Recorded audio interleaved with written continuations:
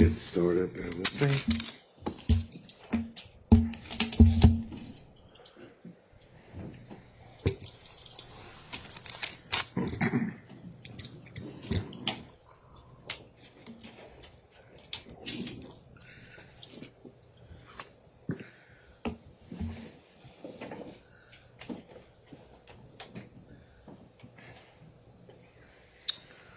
All right, we are ready for closings today. Let me address some of the evidentiary issues. With respect to the objections that have been raised to the lay witnesses, and let's see if I can go from memory, Mr. Westhoff, Mr. Dickinson, Mr. Murdica, Mr. Kim, and Mr. Watts. I won't reference the videotape depositions testimony. The objections are being overruled. They were primarily bottomed on foundation and relevance, and I believe I am satisfied as to both of those. The specific hearsay objections I am overruling based on a variety of bases that I won't go into at this point. We addressed much of them during the cross and redirect and recross, etc. As to the expert testimony, with respect to Mr. Mullen's report and testimony, there are two sections of his report I want to focus on. Section 6, which is entitled Bankruptcy Reorganization Provides a More Efficient Avenue to Resolve Tort Claims, and Section 7, Bankruptcy Reorganization Provides a More Equitable Avenue to Resolve the Tort Claims. Based on his expertise, his qualifications, his experience on a whole, I am overruling the objection to all but Section 7, which is with respect to his testimony on the equitable benefits of bankruptcy.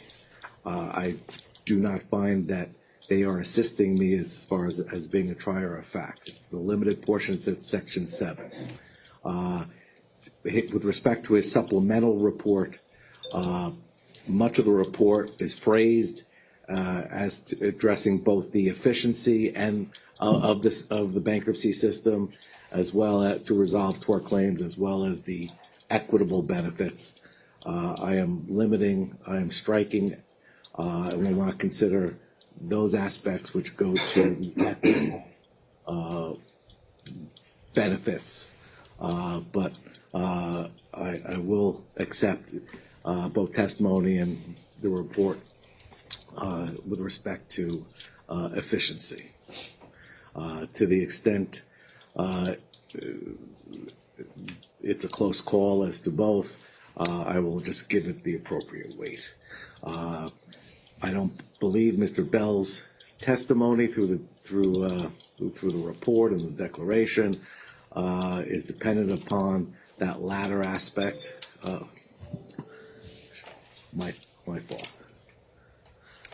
That latter aspect. So Mr. Bell's report comes in, and the other expert reports. I don't believe there have been objections to, but they come in as well.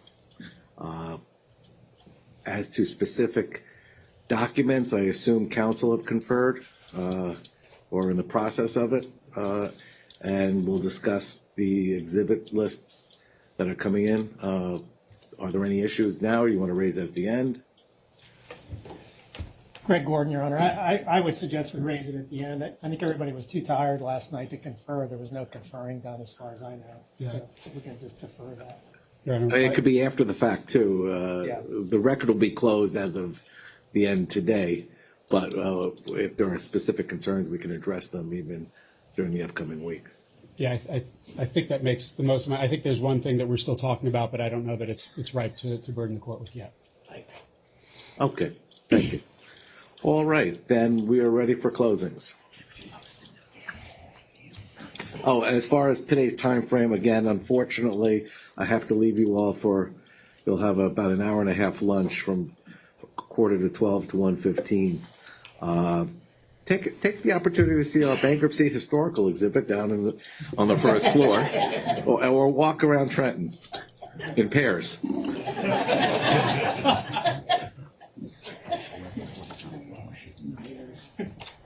All set, Your Honor? All set. Thank you. Good morning, Your Honor. Jeff Jonas from Brown Rudnick for the TCC.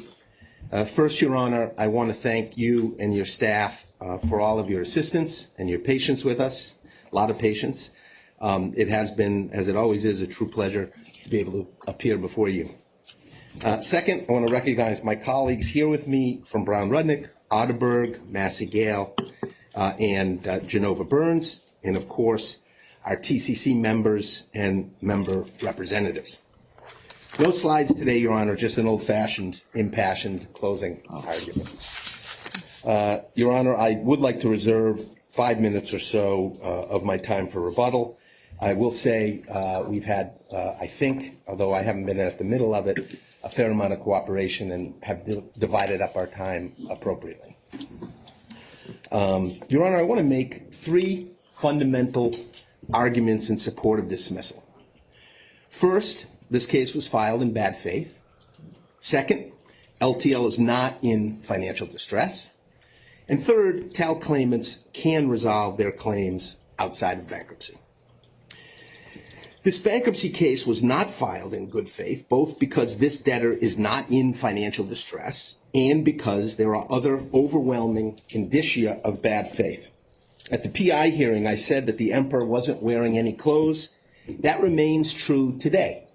As has often been said, the world is watching, I believe, in disbelief, to see if the court will countenance the arrogant, self-serving, bad faith behavior of one of the richest corporations in America. We can have the best lawyers in the country put on a trial with sophisticated experts digging into all kinds of data and analysis regarding whether the debtor was in financial distress when it filed its second bankruptcy 2 hours and 11 minutes after its first bankruptcy was dismissed for lack of good faith, as determined by the Third Circuit. But the relatively simple, uncontroverted facts, as proven over the last few days, support dismissal because they demonstrate overwhelming bad faith by this debtor and its master parent, Johnson & Johnson. Your Honor, the Cambridge Dictionary defines bad faith as dishonest or unacceptable behavior. Dishonest or unacceptable behavior. J&J's actions following the Third Circuit Court of Appeals decision could not be more dishonest or unacceptable, as I will explain. But first, let me be clear. The facts from the first bankruptcy case supporting bad faith remain. A debtor created days before filing to take on the talc liabilities of Johnson & Johnson. Officers and directors employed by and beholden to J&J, who did anything and everything as directed by and for the benefit of J&J, the debtor's ultimate sole owner. No real operating business and no legitimate corporate or restructuring purpose for bankruptcy. A bankruptcy filing on the heels of large verdicts, failed settlement efforts, including in other bankruptcy cases, and the U.S. Supreme Court's unwillingness to review adverse verdicts. LTL's bankruptcies are just another litigation tactic or strategy seeking to leverage talc victims in order to get the best result possible for J&J. Now we have the second bankruptcy case with new facts which prove beyond any doubt the bad faith not only of the first case, but of the second case. The second bankruptcy case mocks this court, as I'll explain, the Third Circuit, and frankly, the rule of law. As you know, Your Honor, the Third Circuit has determined that a Chapter 11 petition shall be dismissed for bad faith, one, if it does not serve a valid reorganizational purpose, or two, if the petition is filed merely to obtain a tactical litigation advantage as set forth in SGL Carbon and BEPCO. The resolution of a parent's mass tort liabilities via self-engineered financial distress with no debtor to rehabilitate and no genuine ongoing business to preserve is not a valid reorganizational purpose. It is bad faith. In fact, the Third Circuit in BEPCO held that a bankruptcy filing to shield the non-debtor parent from litigation liability is filed in bad faith. In that case, like here, the debtor's managers were employed by the non-debtor parent, and the parent was ultimately in control of whether the debtor filed for bankruptcy. The debtors say, wait a minute, we have a plan. Creditors support the plan. Not so fast, Your Honor. The filing of a plan with or without creditor support is not a get-out-of-jail-free card. It does not magically dispel the threshold gating issue of whether the case was filed in bad faith. But more than that, the Third Circuit has held that before considering the legitimacy of a proposed plan or support for a plan, it must first answer the inquiry whether the petition and the plan are filed in bad faith, as in integrated telecom. Your Honor, although it was in the context, I actually think I might have referenced this quote in my closing in the first bankruptcy case.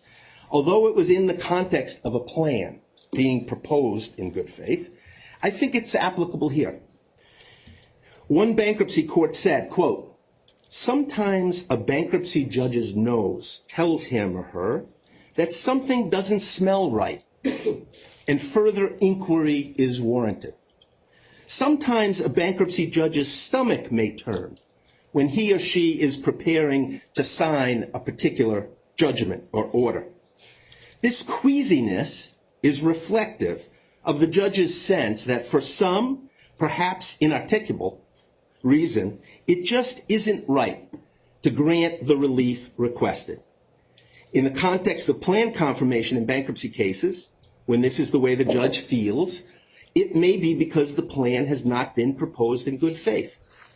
In short, the reading of the law should be tempered by the judge's sense of equity.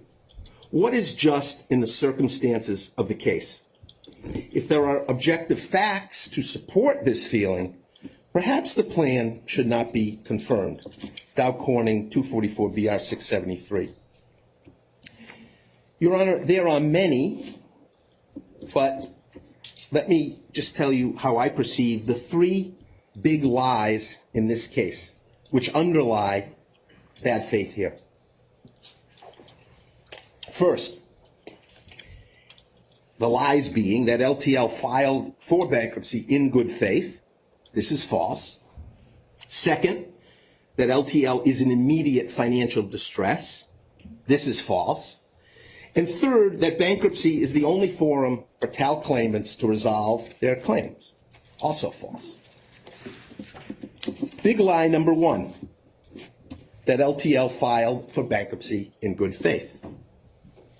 J&J, LTL's parent, now has manufactured two bankruptcies for its own benefit to cap its talc liabilities on its own terms.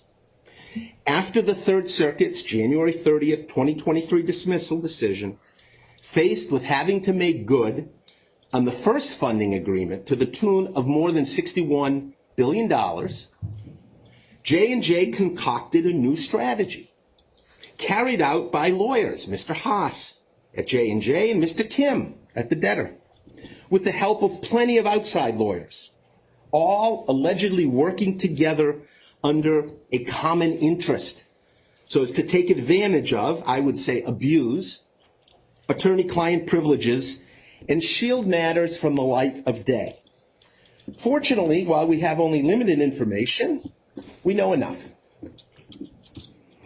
And as aside, and hopefully not for another day, but it is suspect that a common interest exists between a debtor in possession and its parent, where there is clear adversity of interest, which I think has now been demonstrated, and the fiduciary duty no longer runs in favor of the parent, but instead to the debtor's creditors.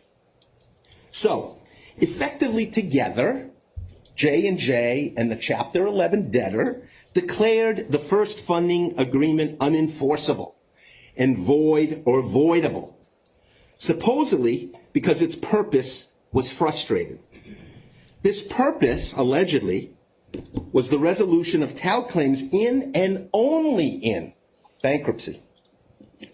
On or about the same day of the Third Circuit decision, Mr. Haas and Mr. Kim decided that J&J's $61 billion promise in the first funding agreement was unenforceable. And guess what? Over the coming weeks and months, while J&J and LTL, only by and through lawyers, carried out plans leading to this second bankruptcy, no one told the Chapter 11 debtors board, which didn't know about the scheme and modifications to the funding agreement until late March, a few days or a week or so before they voted to launch the debtor back into bankruptcy. As Mr. Westhoff testified, with respect to termination of the debtor's $61 billion ATM, quote, no other options were considered. There was no negotiating, no pushback, no analysis, none. He just accepted it, the board voted, and that was the end of it.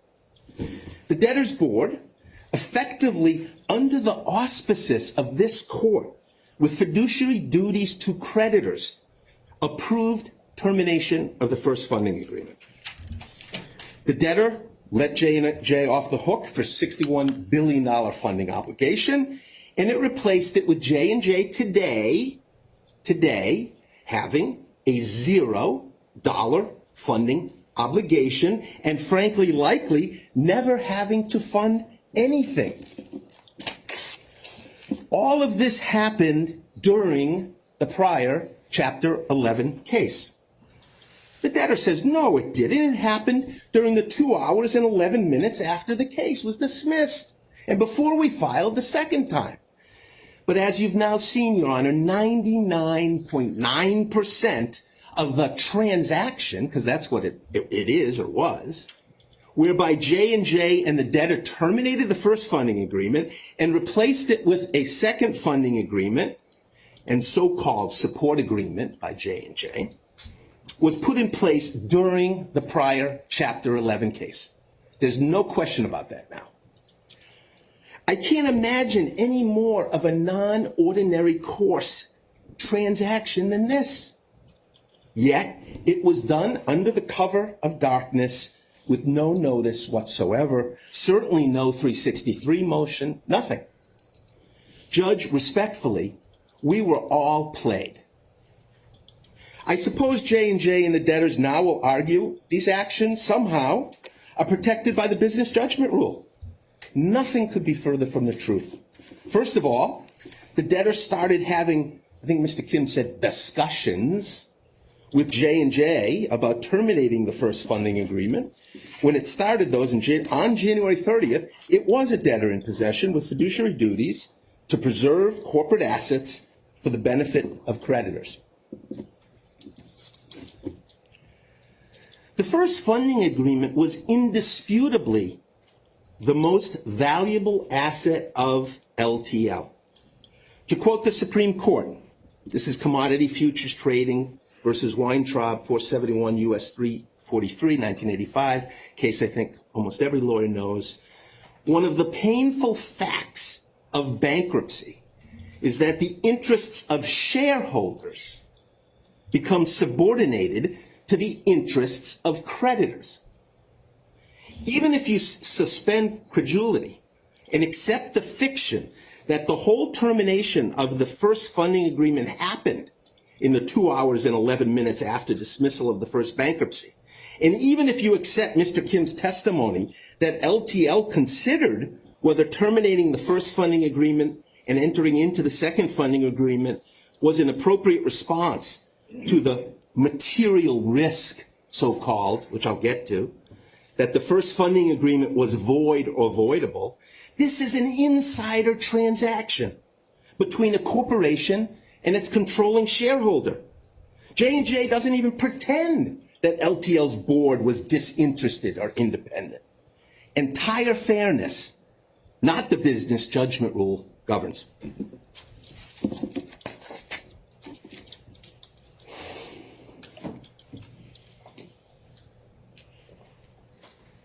So, the question is whether the transaction was conducted, quote, from First Union Corp v. SunTrust Banks, 2001 Westlaw 1885686, a North Carolina case, 2001, quote, in the manner in which the same transaction would be conducted between the corporation and a third party on the open market.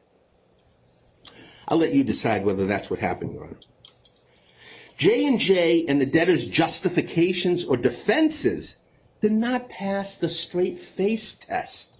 First, they argue that the value of the first funding agreement and the second funding agreement are equal. So no harm, no foul. Huh?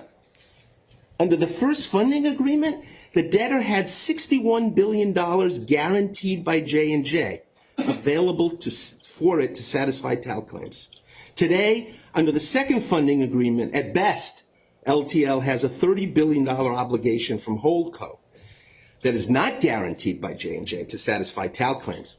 The debtor's position is that the value of both of these are the same, because both in October of 2021, when they had $61 billion available, and in April 2023, when they have $30 billion available, there's ample funding to satisfy the total amount of liabilities. This is sophistry. An asset's value is not determined by reference to claims against it. I guess I'd ask, was the first funding agreement worth $2 billion when they thought that was the amount that was going to satisfy TAL claims in the QSF? I don't think so. Your Honor, if you accept the debtor's position that there is more than enough funding to satisfy all TAL claims, there's no financial distress. Exactly the same circumstances under which the Third Circuit found no financial distress when it dismissed the first bankruptcy case, in which case the second bankruptcy case must also be dismissed.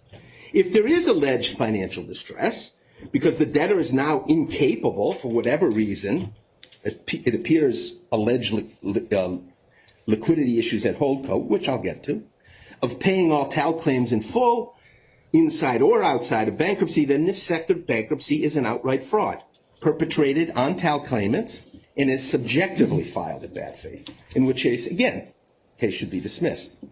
So J&J was stuck. It had to find a way to justify the termination of its $61 billion ATM. J&J and LTL's attempt to justify termination was because its purpose was frustrated.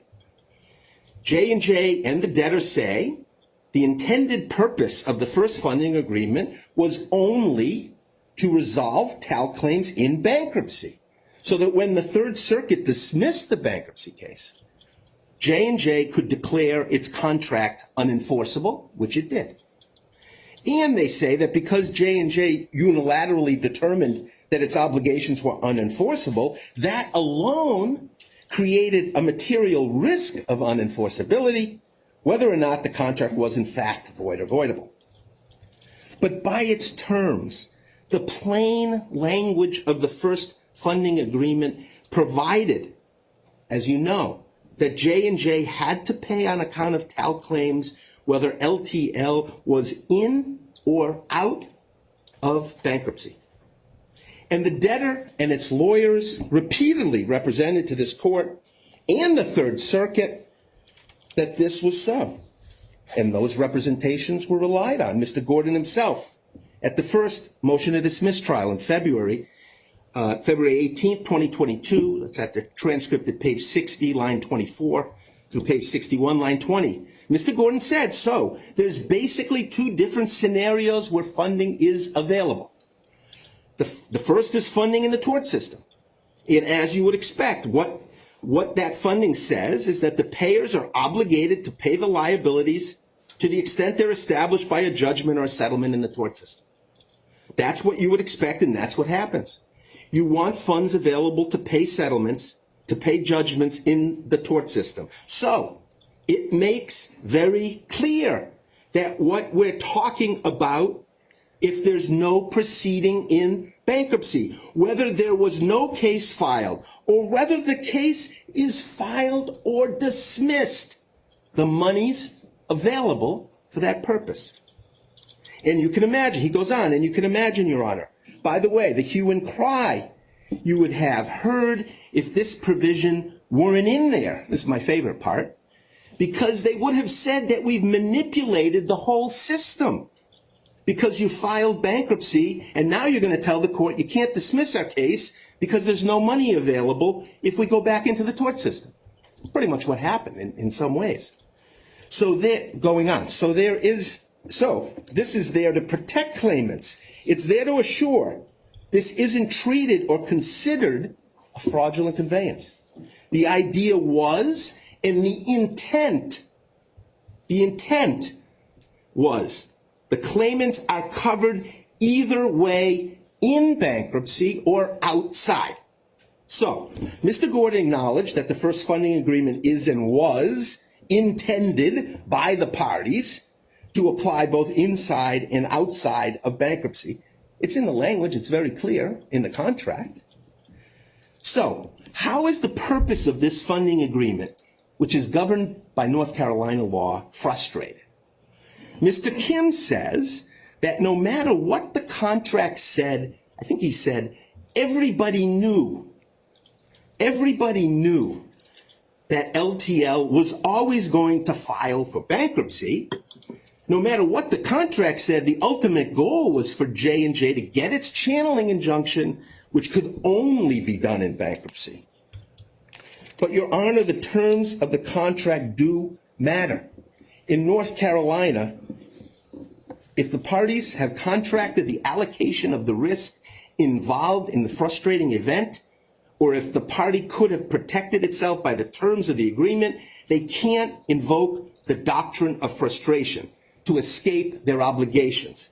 Supreme Court of North Carolina, Brenner v. Little Red Schoolhouse, 302 North Carolina 207, 1981. I will say, Your Honor, having read many of the North Carolina cases on frustration of purpose, most of them involve probably less than a few dollars. It would be amazing for frustration of purpose to be determined to be appropriate in connection with this $61 billion contract. The refrain that there was a material risk that the first funding agreement was unenforceable is simply wrong and untrue. Here, the parties entered into a contract. They did allocate the risk of dismissal of the bankruptcy case to J&J. The terms of the first funding agreement are clear and explicit. They obligate J&J to pay outside of bankruptcy. These were not unforeseeable circumstances.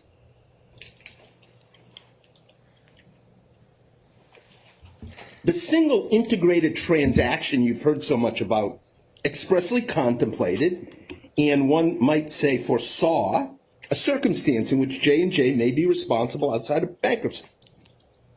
For example, as Mr. Gordon cited to the court over a year ago, and Mr. Kim confirmed a few days ago, dismissal of the bankruptcy case. It was something that was reasonably anticipated.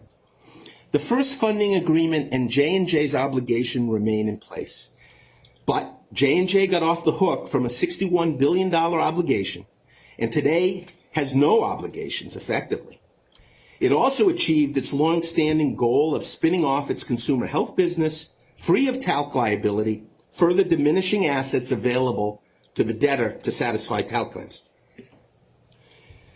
This alone, a non-debtor parent's control and manipulation of a Chapter 11 debtor whose board is either ignorant of their fiduciary duties, doesn't care about their fiduciary duties, or purposely breached their fiduciary duties, take your pick, causing grave harm to creditors evidences bad faith and warrants dismissal.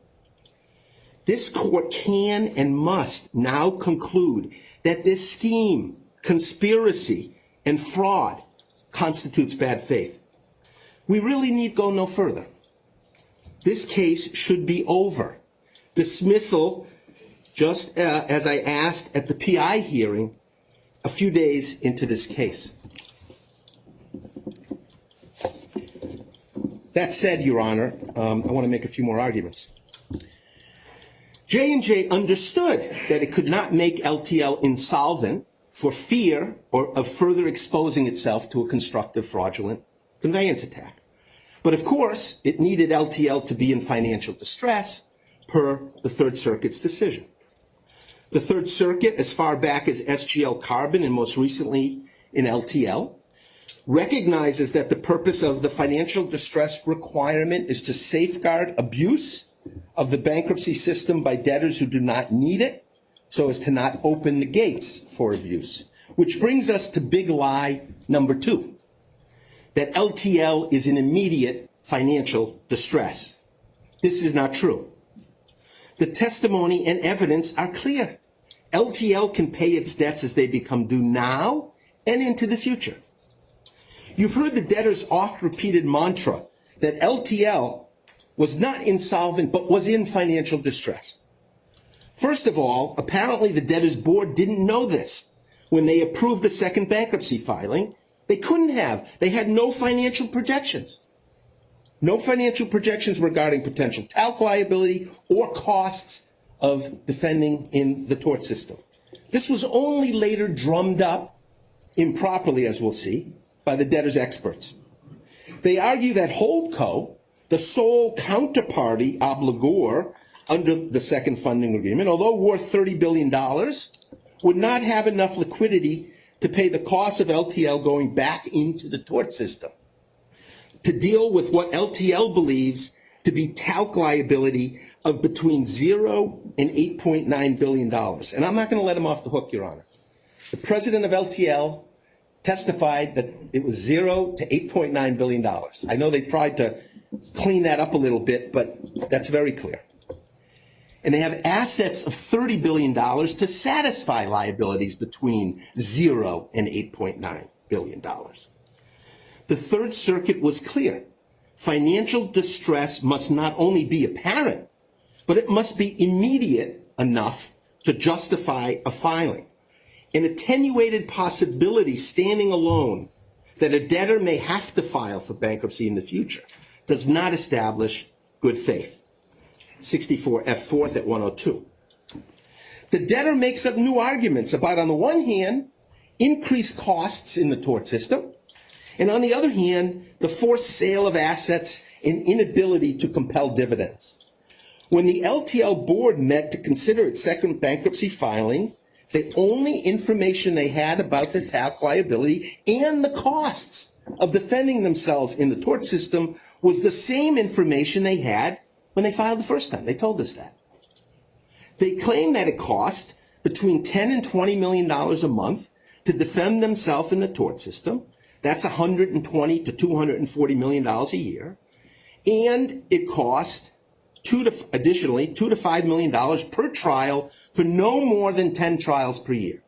In fact, Mr. Westhoff, it was in his prior testimony, he said he actually challenged that at a board meeting. He said, gee, can't we do 20? I said, no way, 10 maximum. So at a maximum, LTL, if it goes back into the tort system to defend itself, would have to spend $290 million a year. I appreciate that's a lot of money, but let's look at the asset side. LTL's or Holdco's cash, which it could access, was more than 400, and this is at the time the board made the decision, was more than $400 million, and the board knew that Holdco was due dividends in the billions of dollars. Messrs. Westhoff and Kim filed, to be polite, inaccurate declarations stating that LTL was in financial distress because with only $400 million in cash and assuming defense costs increased although they had no projections, no information, didn't give us any numbers, it could only fund defense costs for a short period of time, and thus it's in financial distress. Your Honor, last week, Holdco received almost $1 billion dividend, which it lent to J&J at about 5% interest on a demand basis. That is as good, if not better, than cash. So in fact, LTL has access to more than $1.3 billion in cash. Never mind billions in dividends and $30 billion in assets to fund defense costs in the tort system. And J&J's own experts say, don't worry about paying judgments, we're going to appeal those for the next 3 years. By my math, that's more than 4 years of runway based solely on cash today, without regard to the billions in dividends and billions in assets. How is this possibly immediate financial distress?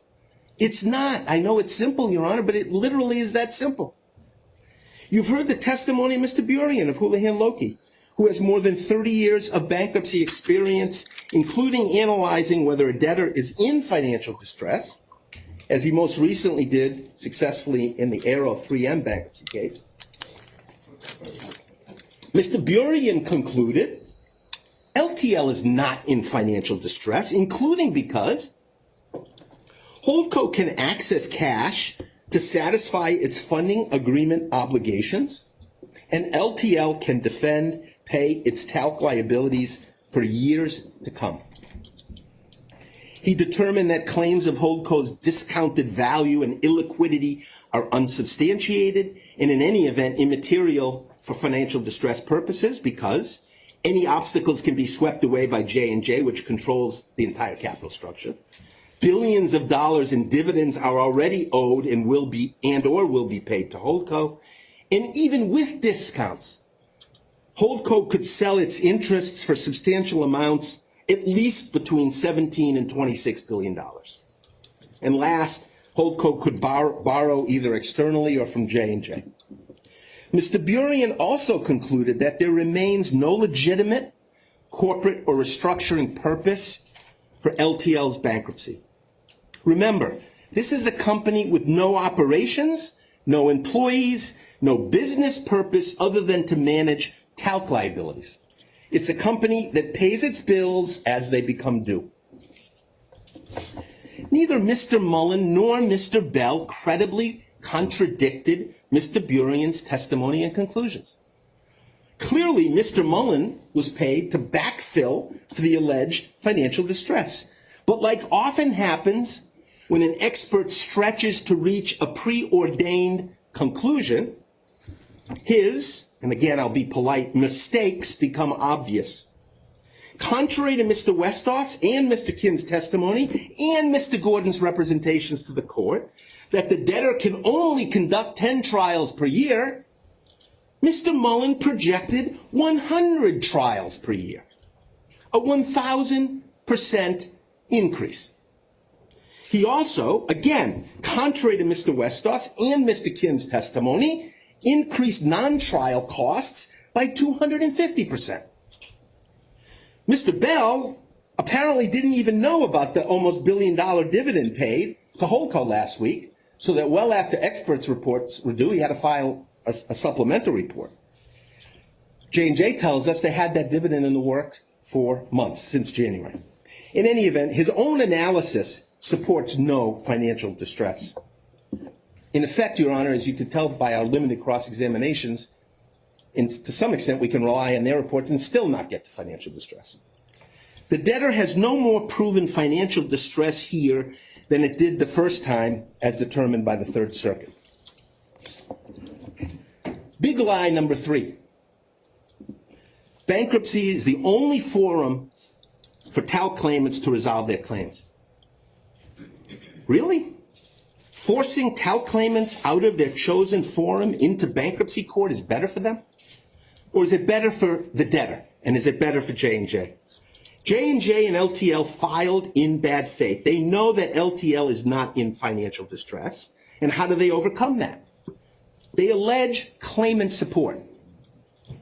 Well, not actually claimants. They found plaintiffs' lawyers, some of whom only acquired their clients in anticipation of the first bankruptcy being dismissed, willing to sign plan support agreements. Let me repeat. There is no actual claimant support, simply lawyers who say they will discuss with and possibly recommend to their clients the debtor's proposed plan, which only became to their liking a few days ago. The testimony of Mr. Onder, Mr. Watts, Mr. Nakawati, and Mr. Pulaski make it clear that the plan is still a work in progress. It is also clear that J&J and the debtor, and at least some of these lawyers who represent large groups of claimants with unfiled claims, know very little about their clients and the nature of their claims. And, as you heard, J&J now is willing, for the first time, to pay on claims which it never paid on before in the tort system, specifically non-ovarian gynecological claims. Whether this is being done to flood the vote so as to disenfranchise legitimate compensable claims or assure finality remains to be seen. Your Honor, the game of buying votes based on suspect claims is not new.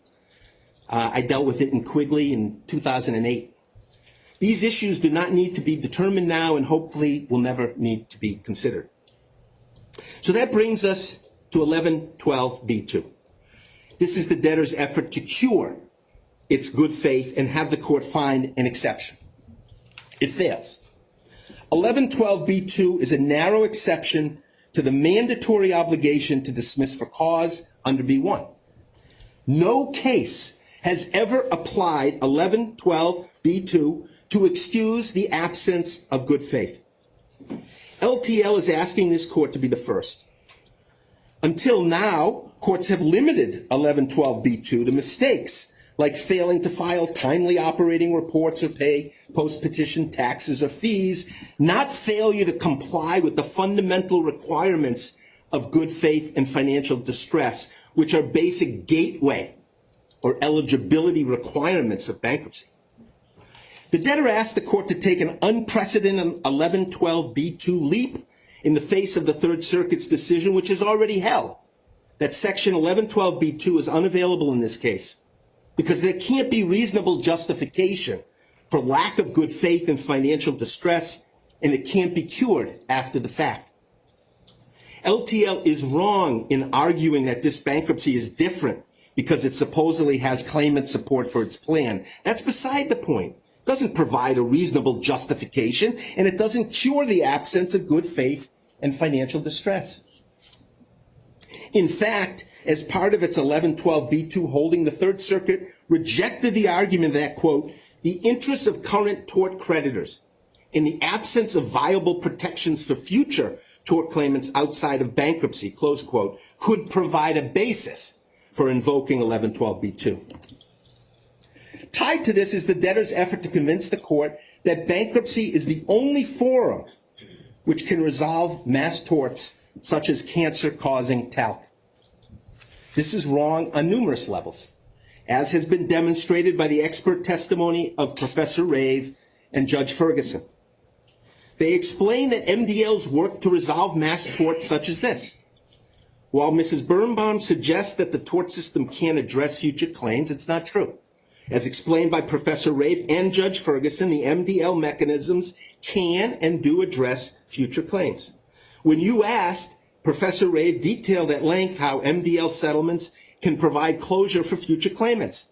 The NFL concussion settlement used separate subclasses, separate subclass representation, medical monitoring, and the ability to seek back-end compensation if injuries worsen over time. There is no evidence that these strategies could not be used here. As Professor Rave noted, if you build an attractive settlement program, claimants will come. The MDL system works. It works, as Judge Ferguson said, for all litigants, plaintiffs and defendants. In any event, we're not here for this court to determine whether bankruptcy courts are better than other federal and state courts, especially when that conclusion results in trampling constitutional rights, including the right to a jury trial. But I appreciate that this court might believe that bankruptcy affords a unique opportunity to resolve one of the largest mass torts in history. The court's beliefs and good intentions cannot displace proper application of Third Circuit law to these facts. Last, Your Honor, and I'll conclude soon, let's not lose sight of the fact that while one of the richest corporations in America plots and schemes to save itself and save itself money, victims of its products are sick and dying. Your Honor, I close where I began. The words of the Third Circuit can't be ignored. I'll quote, "Resort to Chapter 11 is appropriate only for entities facing financial distress. This safeguard ensures that claimants' pre-bankruptcy remedies, here, the chance to prove to a jury of their peers injuries claimed to be caused by a consumer product, are disrupted only when necessary." As the Third Circuit also teaches, the burden to establish good faith is on the debtor. Please, it's time to level the playing field. Allow victims to exercise their constitutional right to a jury trial and pursue their claims against a tortfeasor who has shown its true colors for all to see. It will scheme, conspire, fabricate lies in its efforts to manipulate the bankruptcy system for illegitimate ends. The TCC implores this court, based on the facts proven at trial and the law, to grant the TCC's motion and dismiss this bad faith bankruptcy. Thank you, Your Honor. Thank you, Mr. Jones. Ms. Jones. For the benefit of those in the courtroom, I understand it's a bit warm. Feel free, if you want to remove jackets, get comfortable. I don't take offense. It is warm, Your Honor. Good morning, Your Honor. Laura Morning. Davis Jones on behalf of Arnold and Nicken. Your Honor, let me echo the thanks to you and your staff for your patience and, frankly, your friendly humor over the last 4 days. Your Honor, it's been helpful in what is a very serious subject for us to all move through this, and we appreciate that, Your Honor. You've heard a lot and you've seen a lot, and you have and will continue to have a lot of reading to do as you continue to tackle the briefing that's before you. Despite all, Your Honor, the conclusion is clear. This case must be dismissed. Nothing that occurred this week changes that result. Let's revisit the evidence and discuss what has not been provided, what this court has not seen or heard. The debtor presented no evidence that J&J would stop funding the payment of talc litigation costs if this case is dismissed, and no evidence to counter the evidence of J&J's compelling incentives to continue funding such costs following dismissal. After 3.5 days of trial, it remains undisputed that, as found by the Third Circuit, J&J functionally made talc payments from its account.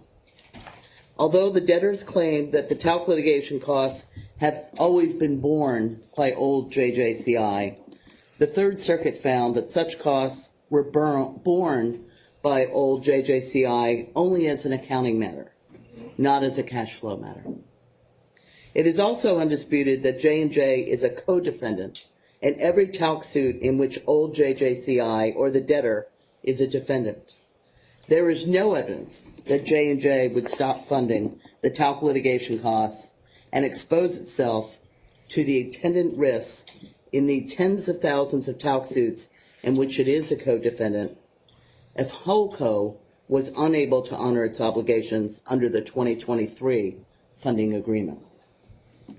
Indeed, the evidence was to the contrary. The debtor also failed to present any evidence to rebut the evidence provided by its own expert that J&J will fund the payment of talc litigation costs if Holdco cannot do so, because it will then be playing with house money and losing value on its own equity interest in Holdco. In its surreply, the debtor argues that J&J was unwilling to make payments to avoid the debtor's current and prior Chapter 11 filings. Your Honor, this argument is a non sequitur. J&J had no desire to avoid the debtor's current and prior Chapter 11 filings.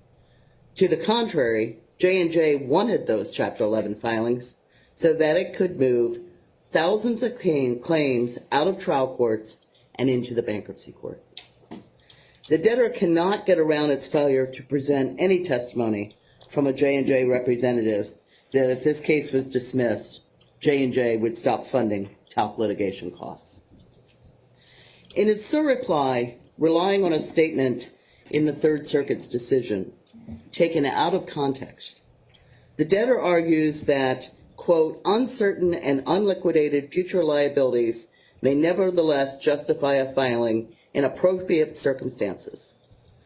What the Third Circuit actually said was, quote, for instance, uncertain and unliquidated future liabilities could pose an obstacle to a debtor effectively obtaining financing and investment, end quote.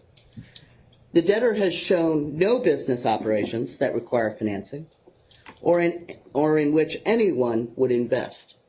The Third Circuit also referred to the possibility in other cases of, quote, serious managerial difficulties or the, quote, the exodus of customers and suppliers worry of the firm's credit risk. But the debtor has provided no evidence that it has any serious managerial difficulties, and the debtor has no customers or suppliers who could be the subject of an exodus. The debtor presented no evidence to justify its eve of bankruptcy agreement to reduce its planned trust funding, rights against Holdco and J&J in a Chapter 11 case, and no evidence that this change had any purpose other than to limit the plan options available to talc creditors. The debtor has provided no credible basis to tie its frustration of purpose theory to Holdco's funding obligations under the 2021 funding agreement, whether in a Chapter 11 case or outside of bankruptcy. The debtor has done just the opposite. The debtor has made clear that the frustration of purpose theory applies only to J&J's funding backstop. There is no evidence that the Third Circuit decision provided any basis for voiding any of Holdco's obligations under the 2021 funding agreement. The debtor is yet to offer any cogent connection between its frustration of purpose theory and J&J's trust funding obligations in a Chapter 11 case under the 2021 funding agreement. Similarly, the debtor still has not addressed the severability of J&J's funding obligations under the 2021 funding agreement outside of bankruptcy from those in a bankruptcy case. Your Honor, there was no legitimate basis for the debtor's eve of bankruptcy agreement to eliminate J&J's broad planned trust funding obligations in a Chapter 11 case under the 2021 funding agreement and replace them with J&J's highly restricted planned trust funding obligations under the J&J support agreement. The debtor has presented no evidence to support its baseless claim that it will pay talc claims in full. The debtor continues to assert, without any evidentiary basis, that the terms of its plan will pay all current and future talc claims in full. This statement is baseless. The trust distribution procedures under the proposed plan would value individual talc claims by according them a certain number of points. But no one knows the cash value of a point, and the debtor has presented no evidence of the cash value of a point.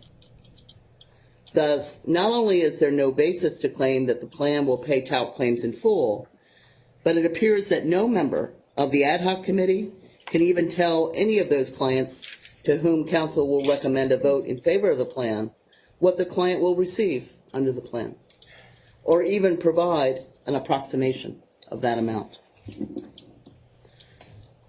The debtor and the ad hoc committee contend that unusual circumstances exist because this case has the characteristics of a typical asbestos mass tort case and they contend asbestos mass tort cases are unusual. The debtor provided evidence that there are potential long latency periods and unknown future claimants, but it had to stop there. That is not enough to demonstrate unusual circumstances. All asbestos Chapter 11 cases involve long latency periods, tens of hundreds of thousands of current claimants, and many thousands of future claimants to whom notice cannot readily be provided. The debtor wishing that Section 1112B2 of the Code enables any asbestos mass tort debtor to gain access to Chapter 11 and the extraordinary powers unafforded an asbestos debtor under Section 524G of the Code, even if the asbestos debtor was not in financial distress or otherwise did not file its Chapter 11 case in good faith, does not make it so. The debtor, J&J, and the ad hoc group are trying to use this case, this court, to change the laws of our country. In pressing for such a definition of usual circumstances, the debtor and the ad hoc committee seek to convert the asbestos claims resolution procedures that are unique to Bankruptcy Code Section 524G of the Code into generally available asbestos mass tort claims resolution procedures. Congress has declined to enact such a generally applicable asbestos claims resolution regime, and this court must reject such an attempt also. It's set forth in the Arnold and Nitkin Memorandum of Law and our reply. The only plan that J&J and Holdco will support and agree to fund is one that will be unconfirmable as a matter of law under applicable Third Circuit precedent due to the overbreadth of the third-party channeling injunction that J&J and Holdco require. As a practical matter, Your Honor, no plan in this case is feasible without funding from J&J and Holdco, because the 2021 corporate restructuring left the debtor devoid of any meaningful assets to fund a planned trust for tout claimants other than the debtor's funding rights against J&J and Holdco.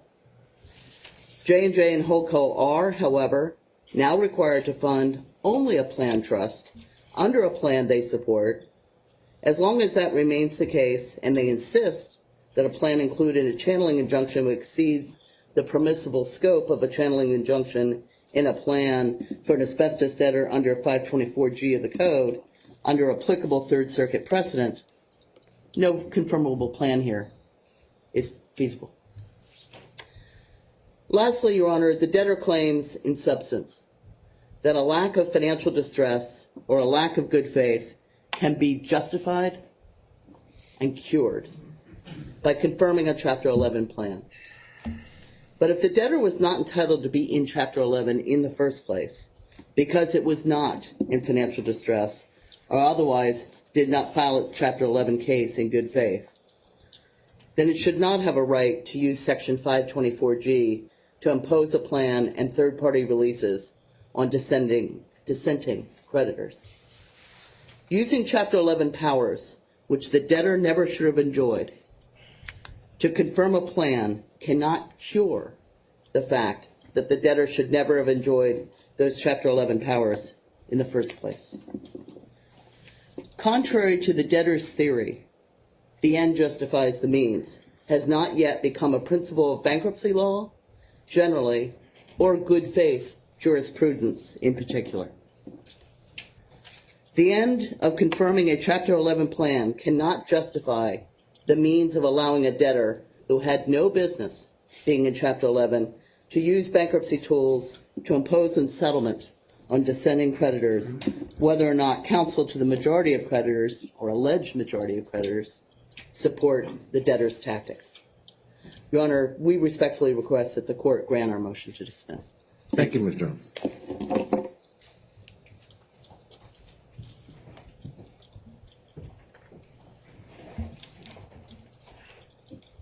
Good morning. Good morning, Your Honor. Erica Johnson from Womble Bond Dickinson on behalf of the Ad Hoc Committee of State Attorney Generals. Full fair, and final resolution. We've all heard that phrase or variations of that phrase used throughout this bankruptcy case, including in Mr. Kim's testimony this week. The phrase has been used to justify LTL's bad faith bankruptcy filing. Full, fair, and final resolution are easy words to toss around, and on their face they seem like noble goals, but LTL's ability to get full, fair, and final resolution means that the counterparties to the deal, the claimants, are being stripped of substantive rights. The claimants must lose for LTL to gain. That is why the Third Circuit stated in its LTL decision that good intentions, including to comprehensively resolve litigation, does not suffice alone. To access the Bankruptcy Code's safe harbor, a debtor must be in financial distress, which LTL is not. The law in this circuit is clear. As SGL Carbon instructs, a debtor must need to use the tools afforded under Chapter 11, not merely want to use them because they are powerful and expedient. For LTL to get full and final resolution for its tortious, false, and misleading acts, claimants, including the governmental units, lose the right to choose. They lose the right to choose how their claims are adjudicated, and they lose the ability to seek recoveries higher than the amount set forth in the POP plan that LTL has proposed. If LTL is successful, governmental units would lose the ability to enforce their police powers and would be unable to hold J&J and the other proposed protected parties accountable for violations of state consumer protection laws. These are rights that the states possess that LTL seeks to eliminate in pursuit of full and final resolution of claims that are the result of LTL's own choices, omissions, and actions. On the other hand, as Ms. Furian testified, LTL has no constitutional right to full resolution of its TALC liability. This is an ability that LTL is gaining through its improper use of the bankruptcy process, a litigation advantage. What is fair to one party is relative to what is sacrificed by the other parties. In this case, LTL seeks to cap government unit recoveries to $400 million. LTL has offered no basis for setting its maximum liability at $400 million, other than this is the number that J&J's counsel and certain plaintiff firms, not the states or other governmental units, has decided is fair. Capping liability in one-sided decisions reflect LTL's use of the bankruptcy process to gain an unjust advantage, the definitional opposite of fair. Again, a litigation advantage. With respect to the consumer protection claims specifically, LTL's narrative, as testified to by Mr. Kim and Mr. Murtica this week, is that the state's consumer protection claims are the exact same claims that are being brought by TALC claimants, and therefore $400 million is a fair cap on potential recoveries. This narrative lacks merit. State-level consumer protection laws, often referred to as unfair and deceptive acts and practices statutes, or UDAP, constitute the main lines of defense in protecting consumers from unfair, misleading, deceptive, and otherwise unconscionable business practices. Every state has a UDAP statute. These statutes empower state attorney generals to sue companies to stop conduct that violates UDAP statutes and to obtain relief, including, Your Honor, injunctive relief, restitution, and civil penalties. Overall, the purpose of these acts is to protect consumers from any deceptive trade practice made in connection with the offer or sale of goods and services. These laws are designed to keep companies honest and accountable, to protect the public.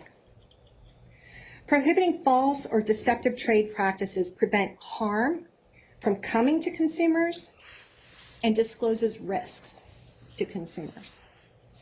When companies break UDAP laws, the states are able to hold them accountable to deter future bad conduct, and to obtain injunctive relief to prevent continuing harm. Unlike in private causes of action or tort law, attorneys general do not need to prove actual deception, reliance, actual injury to any consumer, wrongful intent, or causation to establish a violation of a UDAP statute. Both truthful statements and failures to disclose may be misleading in certain contexts, and such can be actionable. To be clear, state UDAP laws do not require intent to defraud. In many instances, attorney generals need only show that a statement or failure to disclose had the capacity, tendency, or effect of deceiving or misleading consumers. In this case, Your Honor, with respect to J&J talc products, all that needs to be proven is that LTL could not guarantee that its talc products were asbestos-free. If LTL could not do this, then the public should have been informed of the risk. Enforcement actions are of the utmost importance in protecting consumers across the country. And LTL's attempts to minimize and conflate consumer protection claims with talc personal injury claims exemplifies LTL's bad faith and unwillingness to actually resolve consumer protection claims. Instead, LTL seeks to use the bankruptcy process to create litigation advantages.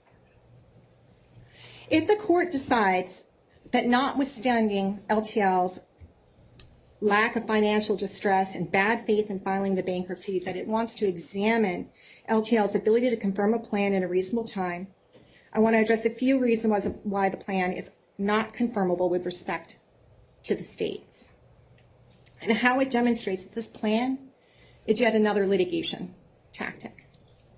LTL has emphasized the settlement it reached with certain plaintiff law firms to support its ability to confirm a plan and to justify the second bankruptcy filing. LTL and the settling plaintiff law firms negotiated on behalf of the governmental units to establish a cap for governmental claims. This is not a settlement. A settlement requires a meeting of the minds and agreement amongst the settling parties. The states did not sign NDAs. The states did not negotiate the plan support agreements. In his testimony, Mr. Murdica suggests that he developed the $400 million allocation in part from settlement negotiations and discussions with the ad hoc committee of state attorney generals, but he's careful. He's careful not to state when the discussions occurred, because no discussion occurred until after the second bankruptcy filing, when the deal was already set. This is not a negotiation. That's directing a result. The states did not and do not agree to the $400 million cap as payment for all the governmental units and a determination of the appropriate value that will be required before a plan can be solicited. Doing otherwise would result in solicitation of a plan without a disclosure statement that may be materially misleading. The number of claims, the amount of claims need to be understood, as Ms. Davis discussed, for the plan payments to be known, for claimants to understand what they would be receiving under the plan. And that's because it's a pot plan, as proposed by LTL. LTL's assertion that Class 4 under the amended plan, which does include governmental units, are paid in full, is premised on the false assumption that LTL is able to unilaterally cap the claim values. Until the universe of claims are understood, LTL cannot estimate whether a claim is impaired, unimpaired, and what the percentage recoveries of the claimant can expect. Further, LTL classifies all talc claims, including governmental unit claims, within Class 4. However, LTL is proposing disparate treatment to the claims within the same class, because even though it says all claims will receive 100% payout, it allocates funding to various claims in different amounts. The governmental unit's getting $400 million, and all other talc claims getting $8.5 billion. This violates Bankruptcy Code Section 1123A4 because claims within the same class are treated disparately. Not only are creditors not being paid in full, but equity is retaining interest in violation of the absolute priority rule.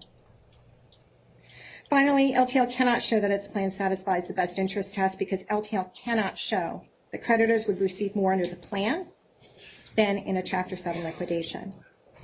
For these reasons and others, the plan is not proposed in good faith, and it cannot be confirmed. Your Honor, the purpose of bankruptcy as recognized by the Third Circuit in the LTL decision is to address a situation where, quote, the system of individual creditor remedies may be bad for the creditors as a group when there are not enough assets to go around. That's not the case here. LTL is not in financial distress. To the extent it is in financial distress, it manufactured its own distress, and LTL should not be permitted to avail itself of the powerful tools of the Bankruptcy Code to the detriment of creditors. Accordingly, Your Honor, LTL's bankruptcy case should be dismissed. Thank you, Ms. Johnson. Mr. Malone. Your Honor, Robert Malone of Gibbons, PC, on behalf of the states of New Mexico and Mississippi. I am not going to belabor the record. The counsel here for them has already been heard. Eric has done quite the job of being eloquent to this court. We adopt those arguments. We also adopt the arguments that we put in our pretrial briefing and reserve our rights for the post-trial briefing to put more into the record with respect to this case. But let me just highlight some things for the court. And I don't want to belabor the record of what's been done by Mr. Jonas or anybody else. But, Your Honor, bad faith cannot be cured, I think you've already heard, by the mere filing of the plan and amended plans and the other things that you've heard today. You know, it's supported by law firms in a very highly unorthodox procedure that I've never seen, where law firms actually, not even the claimants, have a law firm committee that are really no more than paid mercenaries to support what they want to do here. That does not cure bad faith. As to the states, LTL cannot just simply ignore the 11th Amendment and merely, say, well, we're going to short shrift it. Why? Because the 11th Amendment here grants the states their sovereign immunity in this case. You cannot just come to a court and say, well, we're going to propose rules on a one-ended side. There's been, as pointed out, no negotiation with the parties here. And there's, with respect to the way this is set up, there's a trust distribution procedure that basically requires the states to participate. Our states have not taken the position that we have claims against LTL at this point. LTL was not in existence when there was violations of the Consumer Protection Act. So they're trying to drag the states of Mississippi and New Mexico before this court in order to resolve their issues. I don't think this court has the jurisdiction to deal with other things than other monetary. This court cannot devise or grant any kind of relief that we may be seeking that's non-monetary. And I think that was what we argued in LTL 1 with respect to what states may look for as other results in this case. Finally, one of the things I think the court can look at is, you've heard the testimony of Mr. Dickinson, who was the CFO, and Mr. Kim. And during the cross, I asked them about their fiduciary duties. And they seem to both have some trouble comprehending what their duties were as debtors in possessions. And I think the reason for that, Your Honor, is quite clear. Their fiduciary duty is not to the estate and to its creditors. It's to Johnson & Johnson. That's who they're there to please. That's who they take their orders from. They are not independent in any way, shape, or form. I think this court has enough before it to make the finding that this case should be dismissed under 1112B. But if this court, for any reason, thinks that, notwithstanding you ask everybody to brief it, that it can, despite the bad faith, continue to let this Chapter 11 continue, well, this court has the power under 1104A2 to appoint a Chapter 11 trustee sua sponte. U.S. Mineral Products is a Third Circuit case which upheld that right. So even though there's no motion before this court at the moment, It's clear from this record that if this case is not dismissed, which I believe overwhelmingly it's been proven that it should, this court is left with no other choice than to take this debtor out of possession if it thinks that anything can be done, because the interests that are being pursued by this debtor are not in the best interest of creditors or this estate. So again, I wanted to be brief, and I will cede the podium. Thank you, Mr. Moody.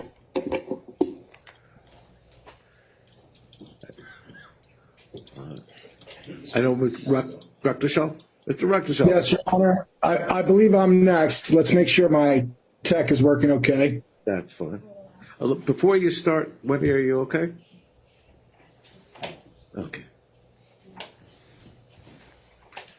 All right.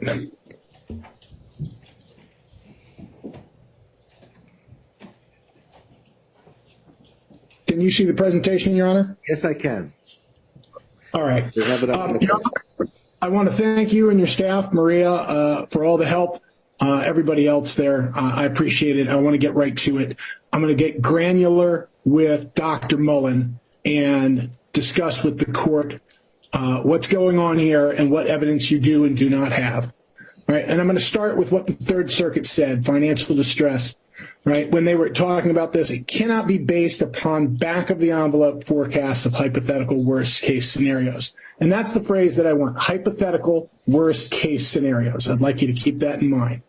And the inferences that experts can draw, if their testimony is going to be admissible, helpful to the court, have to be permissibly drawn from actual evidence, right? Stuff that's in the record, that's admissible evidence. It's not speculative.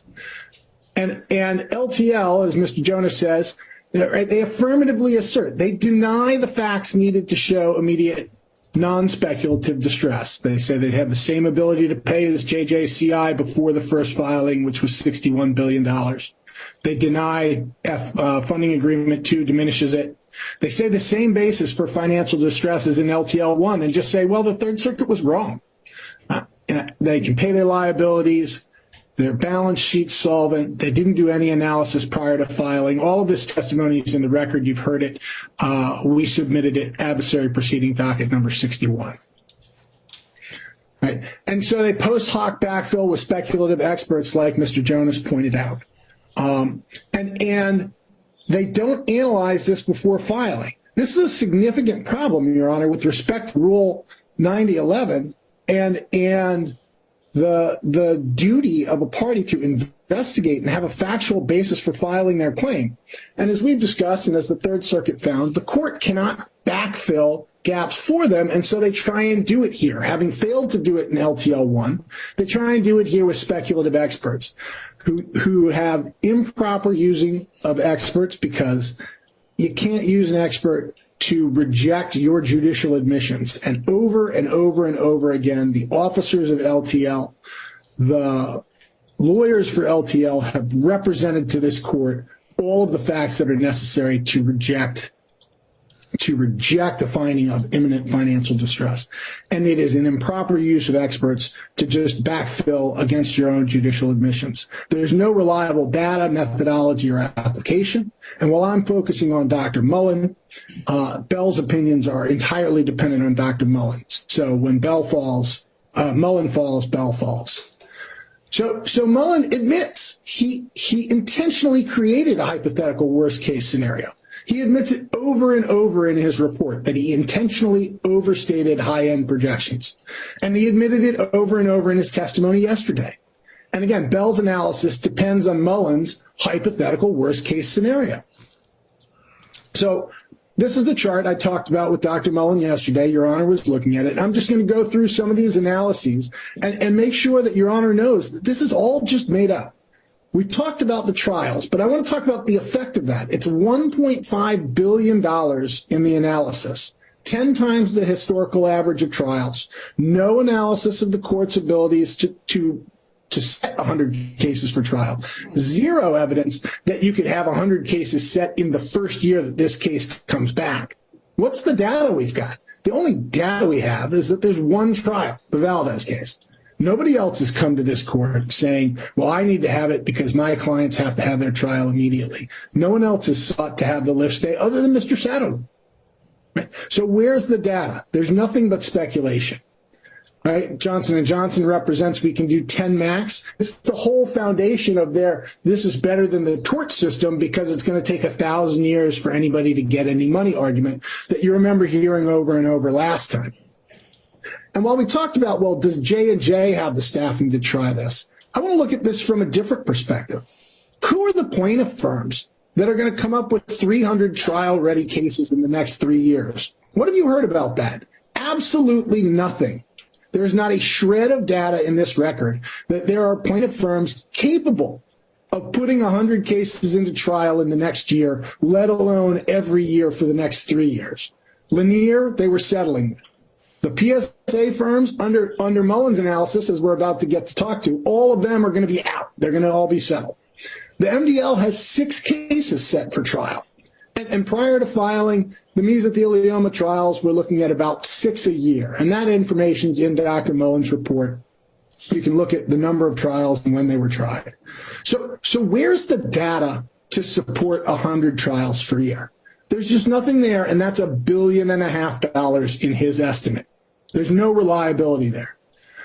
Right? 250% increase of historic pretrial costs. Dr. Mullen says right in his report, I took that number, I just multiplied it by 250%. And the last part, the 100 trials, and this, the pretrial costs, this applies to both scenarios 1 and 3 in Dr. Mullen's analysis. $1.2 billion, right, which he acknowledges is deliberately inflated to a hypothetical worst-case scenario, exactly what the Third Circuit says you can't do. It's just a made-up number. There's no methodology for this, Judge. There's no factual basis. You can look at his report at paragraphs 71 to 73. The only basis for this 250% is a hypothetical musing about what could happen in the MDL. If the MDL decided to do this, and if this happened, and if that happened, then, our costs could go up. There's not a shred of actual non-speculative evidence to support this, Judge. Paragraphs 71 to 73 of the report. The next analysis, 100% of the claimants represented by the law firms with PSAs settle in the next 3 years. Now, I just, you're not going to believe what Dr. Mullen has done here. It's unbelievable. So he assumes there are 100,000 claims with the PSA firms. That's paragraph 77 of his report, footnote 89. Right? Now, yesterday we talked about this. In his report, he says if you add up the PSAs, the number of claims that they say in the PSAs, it's 55,000 claims. And he testified about those 55,000 claims with me repeatedly yesterday. But in his report, when he runs the numbers, it's 100,000 claims. His report in paragraph 27 says there may be as many as 60,000. The 55 might be 60, but we have limited data about how many. But in scenarios 2 and 3, he assumes that the PSA firms have 100,000 claimants. It's just 45,000 imaginary people. They don't exist. They exist only in Dr. Mullen's chart. So we've got 100,000 cases, and I did the formula with Dr. Mullen. I just want to lay it out here, Judge. 100,000 cases, all treated as ovarian cancer. 100% of the cases settled in the first 3 years at 50,000 a claim. 64% of them get paid, which is the rate that Lanier got paid, the greatest trial lawyer in the history of America, right? The history of the world. 100,000 times 50,000 times 64% is $3.2 billion. It's just an imaginary number. These are imaginary claimants getting paid imaginary numbers. And let's go through it. So he assumes all 100,000 settle in 3 years. Well, what's the data for that? All time in history, Johnson & Johnson has settled fewer than 6,000 ovarian cancer cases, and over 5,000 of those are with Lanier, the greatest trial lawyer ever. Was there a change of plan? Do you have any evidence that they were going to change this plan and all of a sudden settle 100,000 cases in the next 3 years? Did Mr. Murtica testify about that? Mr. Kim, Watts, or Onder? Did Mullen? Mullen said, I didn't ask. I didn't ask. I don't ask. I don't know. I don't tell. It's a hypothetical, made up worst case scenario. All right? So he assumes that LTL is going to do this voluntarily. These are settlements, Judge. So despite the alleged liquidity issues, his assumption is that LTL is going to decide to take on $3.2 billion of liability now that it wouldn't have to otherwise do. And in scenario 2, it's 75% of that. They're going to settle with 75,000 of these people, which is billions and billions of dollars of voluntary debt that Mullen hypothesizes LTL would voluntarily go to in the face of their alleged financial distress. It's nonsense. He assumes they're all ovarian cancer, right? What's the data that we have? Only definitive diagnoses of epithelial ovarian cancer settled. Murtica testified to this. It's in all the MSAs. The master settlement agreements are all in evidence. Mullen admits he has no data. What percentage of his hypothetical 100,000 are ovarian cancer? I asked him, 30%, 50, 70? He doesn't know. He doesn't have any data. It's a hypothetical situation made up for a worst case scenario, just as forbidden by the Third Circuit. There's no evidence in this case, Judge, that LTL would have settled any non-ovarian cancer claims with anyone ever, let alone in the next 3 years. Right? So again, what's the data? In the tort system, none of these cases get paid. None of these firms, ovarian cancer or not, none of the PSA firms were getting paid in the tort system. There's no testimony in this case that there was going to be a change of plan. There's no evidence that Johnson & Johnson was anticipating changing its litigation management if the bankruptcy failed. Right? And the PSAs deny, they're in evidence too, the PSAs deny any side deals, Judge. Right? Murtica, I went through with him. You may have wondered why I was wasting time on the entire agreement clause in the PSAs. There's no side deal. There's no winky wink, nudge, nudge, support us, and if we don't win here, we'll just pay you on the outside. There's not a shred of evidence about that. There's no testimony about it from Mr. Murtica or Mr. Watts or Mr. Onder, and the agreements reject that proposition. There are no other agreements. And what's the evidence that any of these cases would require for a reasonable company a settlement within 3 years? In the MDL, the bellwethers are just starting. The non-ovarian cancer cases in the MDL aren't moving. Onder talked about that. He's avoiding a Daubert ruling. And most of the 100,000 imaginary claims are unfiled. We got 45,000 that are just a figment of Mr. Mullen's imagination. And Mr. Watts testifies he hasn't filed a single one of his 17,000 cases. What's the evidence that any of those would be in a position where a reasonable company would determine to settle them, let alone for 50,000 a claim, in the next 3 years? It doesn't exist. It's a figment of Mr. Mullen's creation. 50,000 a claim based on Lanier's epithelial ovarian cancer numbers.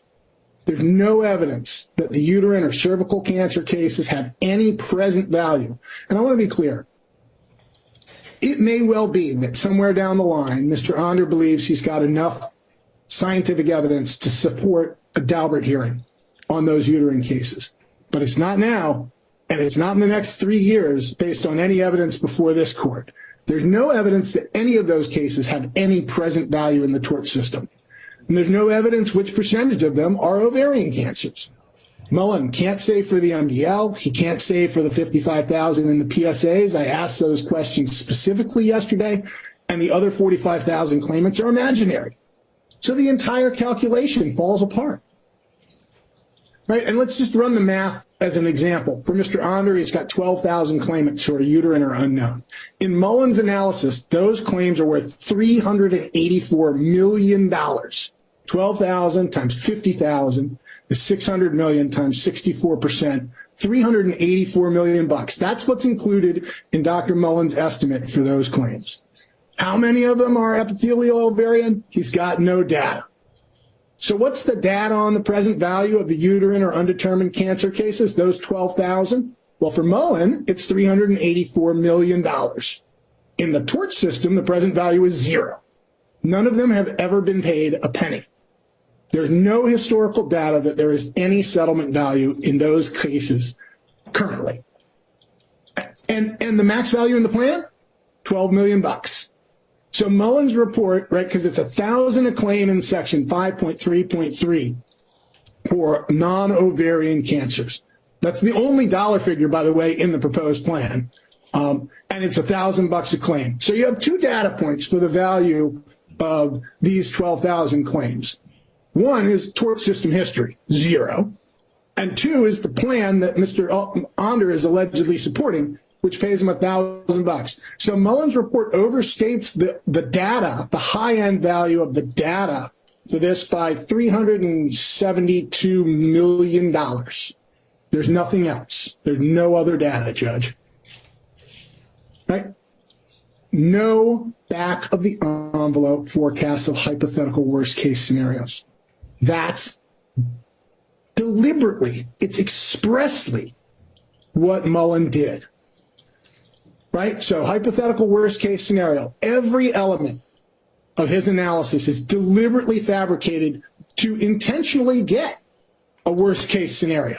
1.5 billion for 100 trials a year times 3 years. There's no evidence of it. Even if you take the inflated rate of 5 million a case, if you use the historic data, it's 30 trials. Let's say it's 40. Right? You're going to save over $1 billion in reality off of what Mullen includes in his analysis that Bell depends on for his analysis. 1.2 billion for the inflation of the pretrial cost by 250%. Just use the actual data, right? So it's going to go down hundreds of millions of dollars, and $3.2 billion to settle now 100,000 mostly imaginary and unfiled PSA claimants for which there is zero data that they have any present value or any expectation that they would have realistically settled in the first 3 years. Add it up. $5.9 billion in expressly hypothetical worst case scenario. And Mullen said it over and over and over in writing his report and yesterday on the testimony. It's directly forbidden by the Third Circuit, and it's the only evidence you have. Your Honor, I submit that the amount of evidence that Your Honor relied upon in LTL 1 in looking at what the potential costs were, that the Third Circuit found was insufficiently grounded in the facts, was far more grounded in the facts than Dr. Mullen, right? And this is, it is exactly, deliberately, expressly, admittedly what the Third Circuit says you can't do. And if you get rid of Mullen, Bell falls. And if you get rid of Bell, the case falls, because the admissions of the party, the actual evidence from the witnesses, is that they're not in distress as defined by the Third Circuit. This case is an abomination, Judge. I know you and I have disagreed about things over the last year and a half, but we share one thing. I am a believer in the law. I'm a law geek. I have one case, Judge. One. I have spent hundreds of hours on this for no compensation. This is wrong, and you have the ability to stop it. And the court has made clear, the Third Circuit has made clear what the rules of the road are. And J&J hasn't gone by them. They've given you nothing to allow you to find that there is actual financial distress based on anything other than the hypothetical musings and wild imagination of Dr. Mullen. It's not right. You can stop it. And I know, Judge, you don't rise to where you are in this bar. You don't serve as long as you have served and give up what you've given up in order to wear that robe and to serve our country in your position if you don't believe in this system. I know you'll apply the law to the facts, and I trust you'll dismiss this case. Thank you. Thank you. Thank you, Counselor. for all, you can come up, Mr. Thompson, but for all, on both sides, all sides, anybody submitting a PowerPoint, I would like Chambers to get it eventually by email. All right? Thank you. Mr. Thompson, good morning. Yes, let me just, When do you let me know? Are you all right? Any step? Okay. Eventually, I won't give you a choice.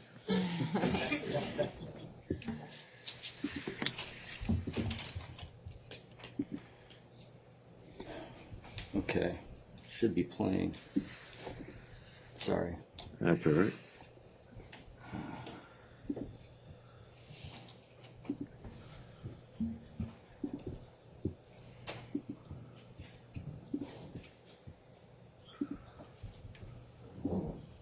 Okay. All right, good morning, Your Honor. I'll be try to be brief here. I think we're on target with our timing here. Thank you for always your patience, and you've always been willing to listen, even if it meant staying till 7:30 at night. And I'm grateful for that. This is a very important case, and it's important for everyone to be heard, and you've always allowed us to do that. So I'm going to urge you to start and stay with good faith, because that's what the Third Circuit did. And they can't fix it. Whatever the situation was on April 4th under Integrated Telecom and SGL Carbon and LTL Management, if they weren't in distress on April 4th, 2023, they can't cure it. And they can't come in bad faith and wash themselves to exit in good faith through some sort of a plan. It doesn't work that way. You can't get to the safe harbor of bankruptcy if you don't come in good faith. One of the reasons the Third Circuit ruled the way it did, on March 31st, they added, this is a filed red line on the docket to illustrate what they added. And one of the things that they thought was important enough to add to their opinion was the testimony and the statements of LTL in the first case, that they can pay all current and future claimants in full. Mr. Kim, right there on Tuesday, said the same thing. LTL Management can pay all current and future claimants in full. And he had to say it on Tuesday because he said it in his deposition. This reason by itself is grounds to dismiss this case. Third Circuit said that evidence by itself dismisses this case. These are dividends. Companies that give away $12 billion a year are not in financial distress. And it's very obvious that J&J is in charge. In the first case, they were trying to act like there's a division. There's not. Mr. Haas is at counsel table. Mr. Haas is directing Mr. Gordon. They're conferring with Mr. Haas. J&J is in control. Okay? So we need to talk about J&J.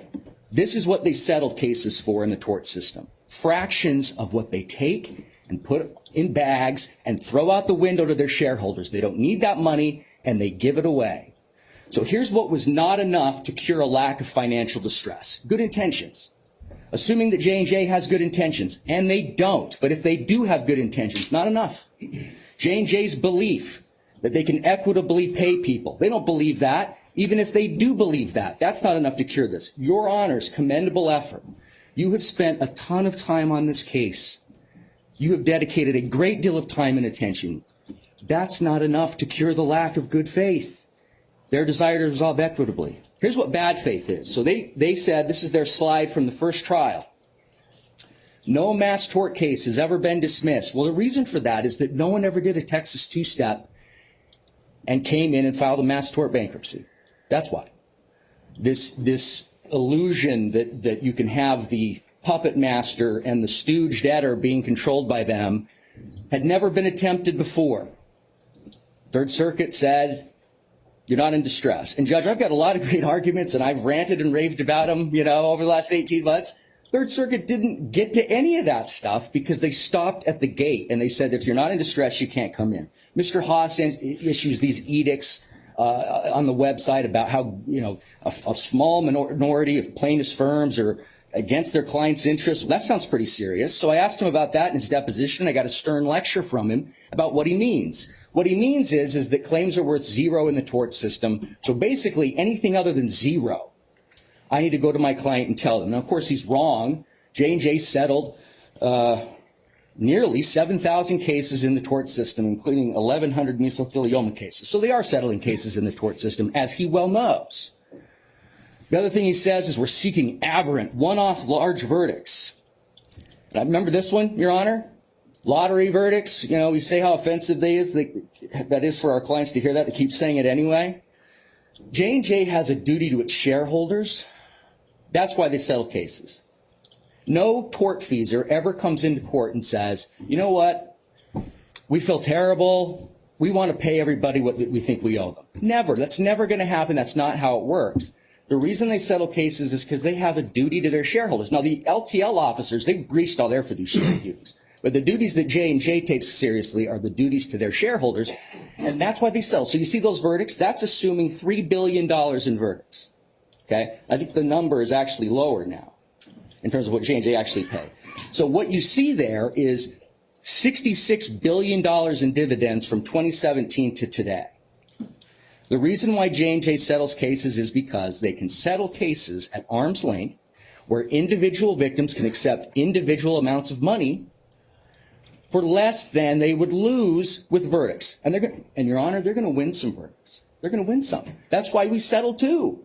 I can't guarantee that my client's going to win every single case. When fair money is offered, nearly all clients will accept it, but it's never going to happen if there's not any risk on both sides. I'm old enough to remember when J&J didn't like lawyer advertising. Remember this? They came in and they said, oh, these ads and however many there are a day and all these advertising, these plaintiffs' lawyers are advertising to get cases, and now they like it. Now they like a bunch of unfiled cases because Mr. Watts has got 15,000 of them. He got them all after your order. You denied the motion to dismiss in February, and then Mr. Watts sees an opportunity, and now he's got 15,000 cases that he can get paid in a trust that he can't get paid in the tort system. This is Ms. Brown with John Kim last time. They was talking about the advertisements. There's Mr. Onder. They didn't like Mr. Onder in the first case because he was advertising and getting cases. See, now they like him because he's willing to sell everybody out to get $1,000 a piece for his uterine cancer cases. So this is Mr. Murtica. You know, I'm saying you can capture the person's cases without the person's consent, right? Mr. Murtica said, well, that's their benefit. That's the benefit to the future claimants in this bad faith bankruptcy. Well, Mr. Murtica's the one who drafted the term sheet. So Mr. Murtica tells you on Wednesday, this is, you know, we're doing this for the claimant's benefit. Well, Mr. Murtica's idea was we're going to take $8.5 billion and we're going to give 2/3 of it to the people right now to get their lawyers to sign off. And then we're going to preserve 1/3 of it for the next 30 years. That's what Mr. Murtica wanted to do. Okay, it's unclear what Ms. Ellis's role in that was. But Mr. Murtica wanted to do that.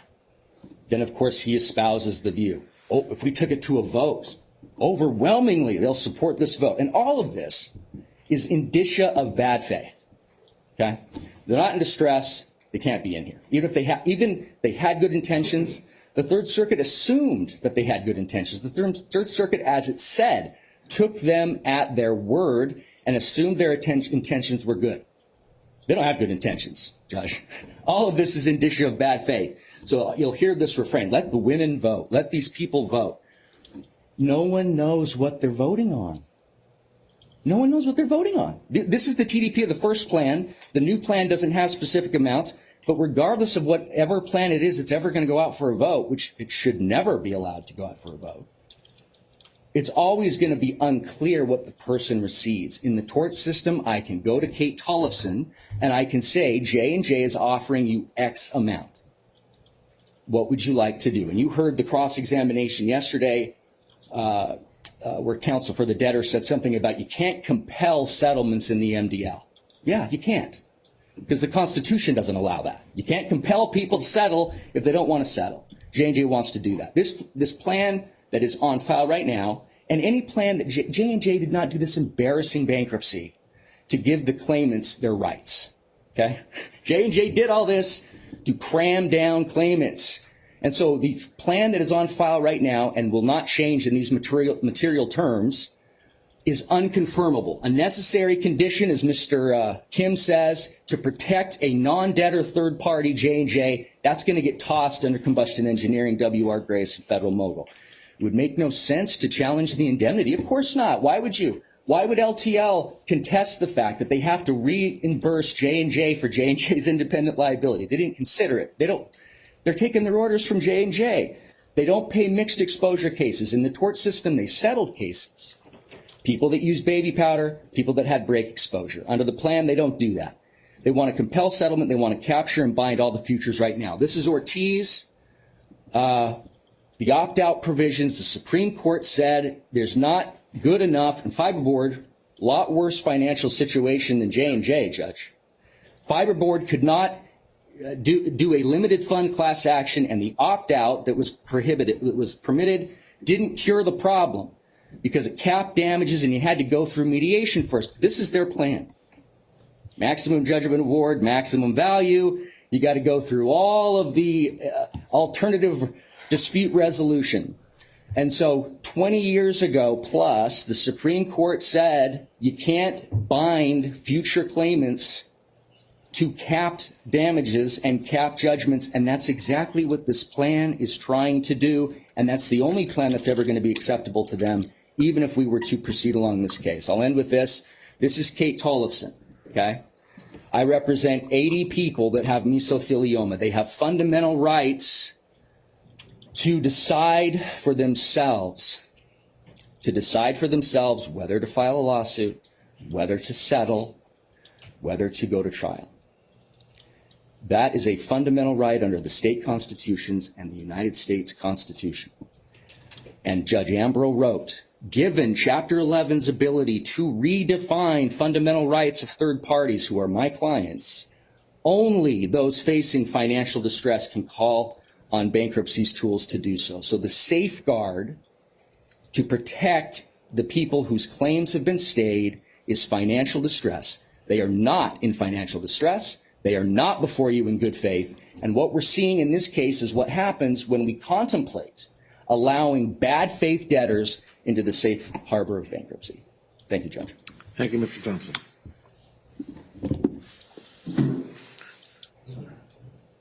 If I'm correct, I believe we have Ms. Richendorfer. Yes, Your Honor. First, Ms. Richendorfer, obviously, our deepest sympathies and condolences. Thank you, Your Honor, and I appreciate the court's willingness to allow me at the last minute to make these arrangements to do this telephonically. I had been looking forward to closing out the trial in court with everyone. I very much appreciate the court's, I think somebody mentioned your good humor. I know that I have caused a laugh or two in the courtroom throughout this trial. And I very much appreciate the way that we have been able to get through the last 3.5 days together. Just for the record, Linda Richendorfer, counsel to the United States trustee. As this court is aware, this is not a court of general jurisdiction. We are a specialized court. I represent the United States Trustee's Office. It's a very specialized portion of the Department of Justice, and Your Honor is a bankruptcy judge. And access to this court is governed in general by the Bankruptcy Code, and if I was there, I'd be holding up a copy of it, the bankruptcy rules, and relevant case law. And here we have the benefit of a very, very specific, on-point, factually and legally opinion, precedential opinion from the Third Circuit. In re LTL Management LLC, found at 64 F 4th 84, issued by the Third Circuit on January 30th, 2023. And I'm going to go through the opinion a little bit here because I believe that 90 to 95% of what the court wrote in this opinion is still applicable today, regardless of the machinations that were carried out through the months of February, March, and early April. As the court starts its opinion in LTL Management, it states, quote, "We start and stay with good faith, good intentions, such as to protect the J&J brand or comprehensively resolve litigation, do not suffice alone. What counts to access the Bankruptcy Code safe harbor is to meet its intended purposes." Only a putative debtor in financial distress can do so. LTL was not. Thus, we dismiss its position. Your Honor, the same is true today. LTL was not in financial distress on April 4th, 2023.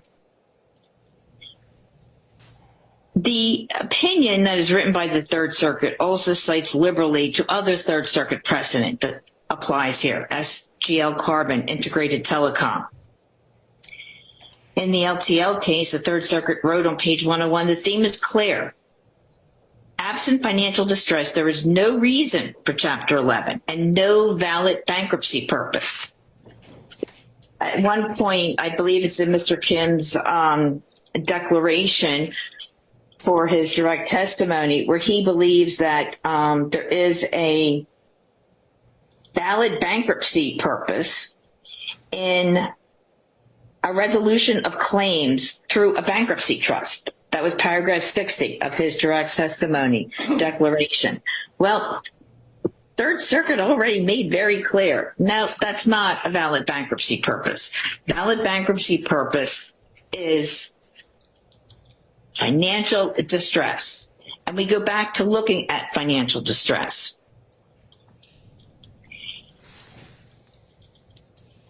The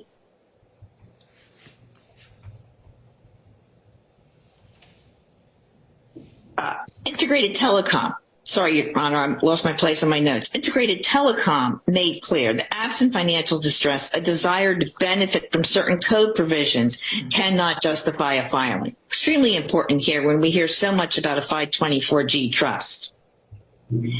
And this financial distress must be apparent and immediate enough to justify the filing.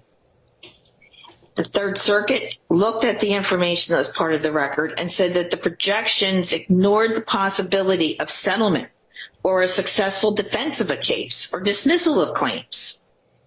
That the projections that were relied upon in LTL1 all assumed the cases would go to trial. And I'm grateful for the fact that others have gone through all of those numbers and Mr. Mullen's report and the extremely large numbers that he comes up with of cases that he thinks are all of a sudden going to hit the docket and lead to extreme financial distress on the part of this particular debtor. There is a failure here to take into account what the history shows us. And again, the history for this case is the same as the history for case number 1. Because it didn't change, because they have been in bankruptcy all this time. It is the same history of lost verdicts, plaintiffs losing cases, and of settlements.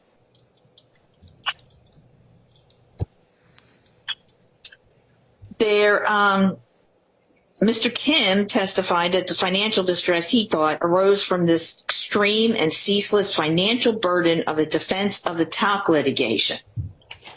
Again, that burden's already been ruled on by the Third Circuit, where the Third Circuit said, but you have to take into account these other features. And I'm just looking now at what makes up the liability. I'm not looking yet at what makes up the assets that are available to meet that liability.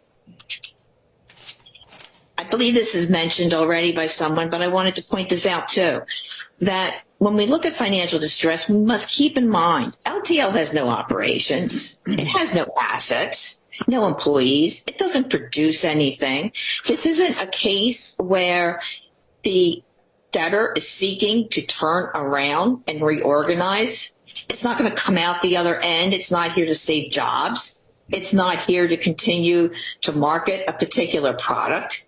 It is here only to carry forward with the debt that first belonged to J&J, went to JJCI if we believe the information that J&J presented regarding the scope of the indemnification agreement, and then went from JJCI to LTL. There was what was called the divisive merger, Texas two-step, and while it was amusing when I asked the question of Mr. Kim, I meant it seriously. LTL was born out of that divisive merger. There were a lot of papers that went across the table, most of them all generated by the same law firm, but they went to LTL, they went to JJCI, they went to J&J. And at the end result of all of this configurations that went on was LTL holding all of the talc liability. And in exchange for that, it was given a very valuable asset. And during LTL1, we heard testimony that the most valuable asset that it had was the funding agreement from J&J.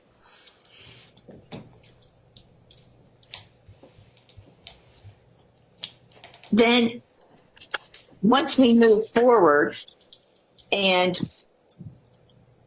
LTL wants to have the world believe that this is a legitimate transaction that took place, it legitimately took on the liabilities, and it therefore was given this wonderful piece of paper. It emphasized to the world that this piece of paper was worth $61.5 billion if necessary, regardless of whether they were in or out of bankruptcy. And 1.5 years later, that funding agreement disappeared. And it disappeared while this case was under the jurisdiction of this court.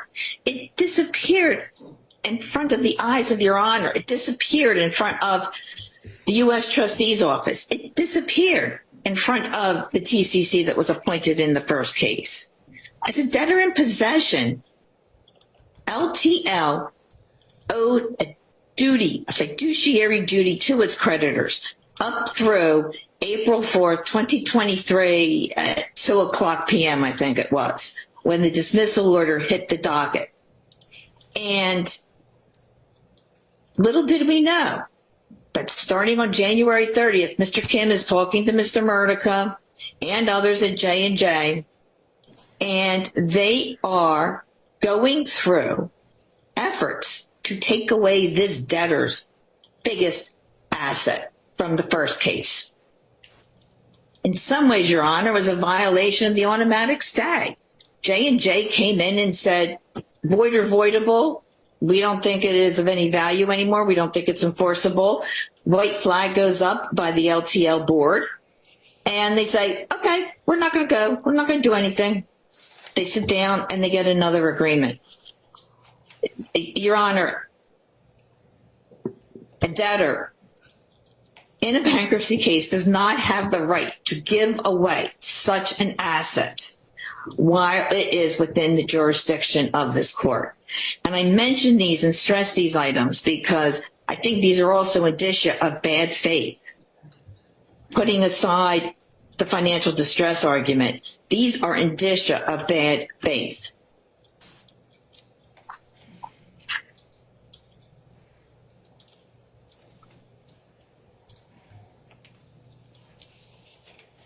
Mr. Westhoff, testified. He was the source of the statement that funding agreement 1 was the most important asset. He testified to that during the first case. He testified during this case that he did not feel threatened that the funding agreement from J&J would go away if the board voted not to file for bankruptcy. Little did he know, though, that once the Third Circuit ruled, that J&J was going to come back and threaten to take away that agreement.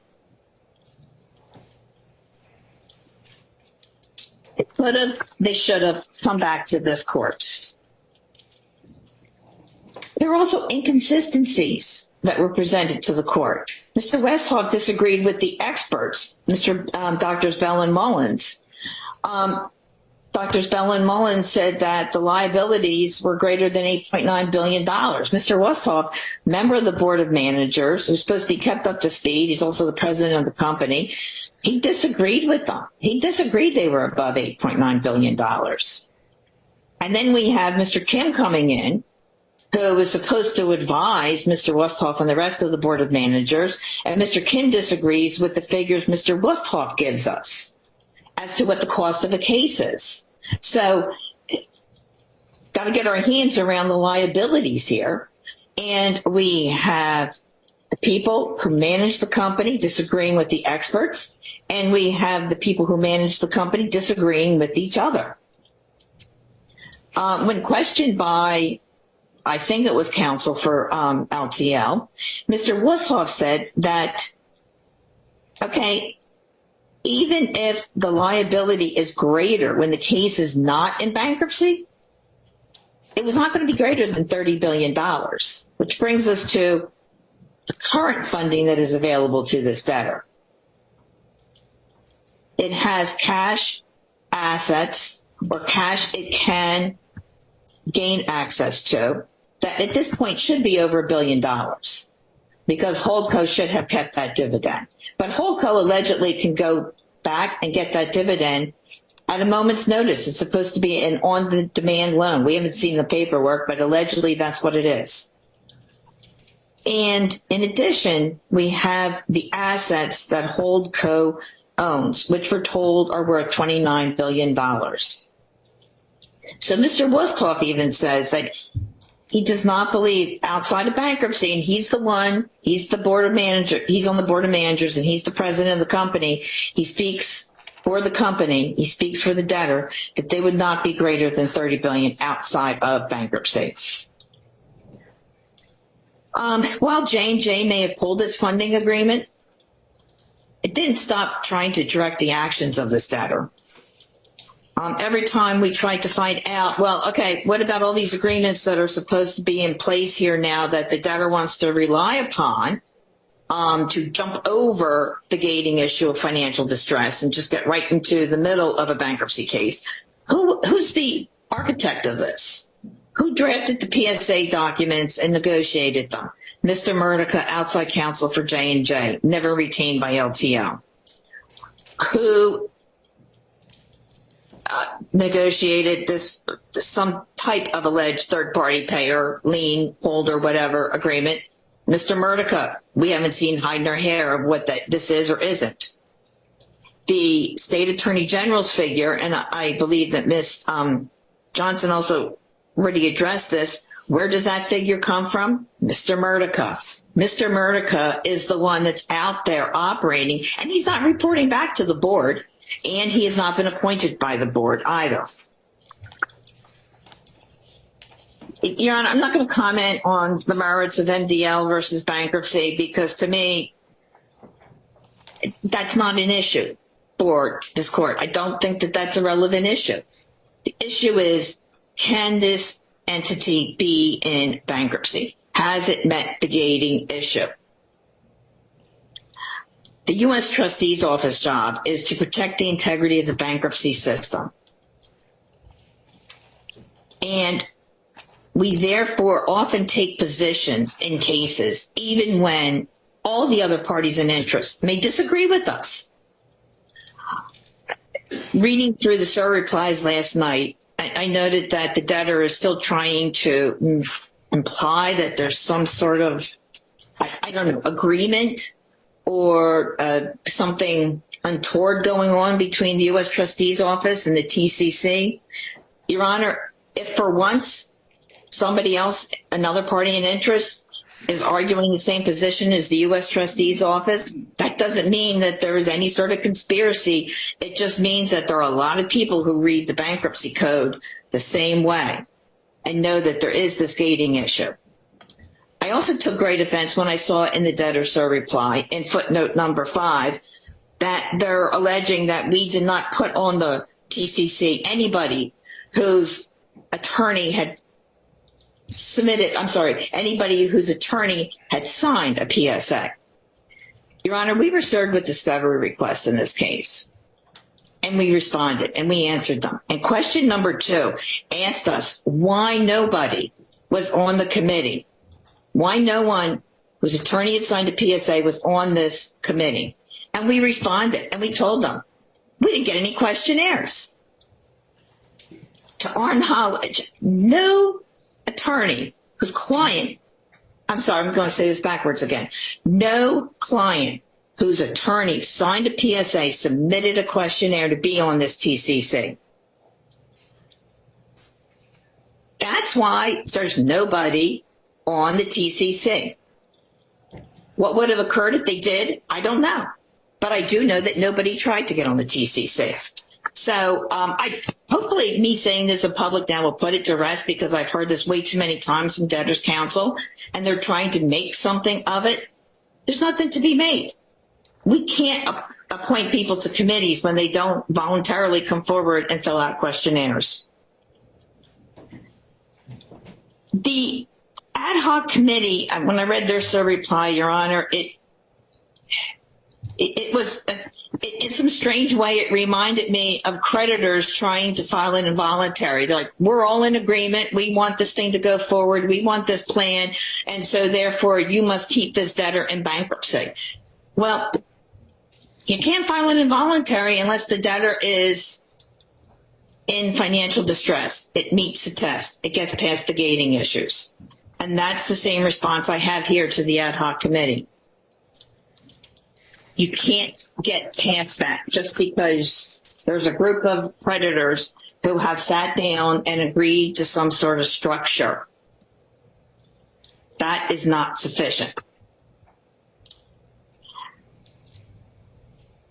In conclusion, Your Honor, the U.S. trustee filed its motion this time as part of its duties as the watchdog for the bankruptcy system.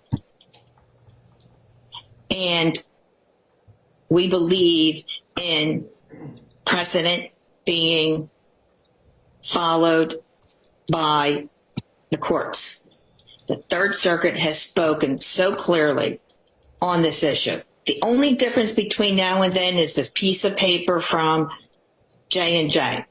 There are a lot of other arguments that could be raised about the disappearance of that particular piece of paper.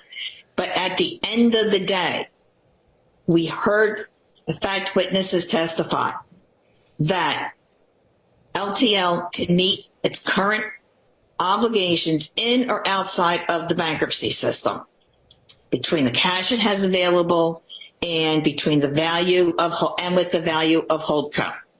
There is no immediate, near term, I'm forgetting an adjective here, but financial distress is not on the horizon. This doesn't meet the test that Third Circuit tried to warn of in footnote 18. This is the same scenario. Went from 61 to 29, same thing though. And at the end of the day, LTL just cannot meet the financial distress test. Thank you, Your Honor. Thank you, Ms. Richenderfer. All right. Is Mr. Myman? Yes, I'm happy to go now, Your Honor. Well, have you timed your presentation? I did. I've got about 20 minutes or so, and I'm going to reserve for rebuttal as well. All right, that's fine. I said I have to get off the bench at 1:15. Do we want We'll to? be down before then. Are you the last one? Yes, Your Honor. Wendy, you want to take a 5-minute? I think math works. What? You're good? Yeah. God, you're killing me. All right. Mr. Myman? I'm not going to ask for one.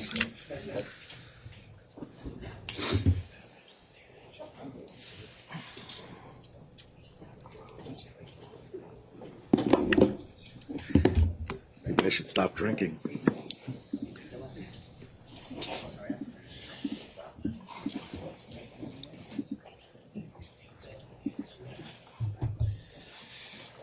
May I, Your Honor? Yes, please. Thank you, Your Honor. May it please the court.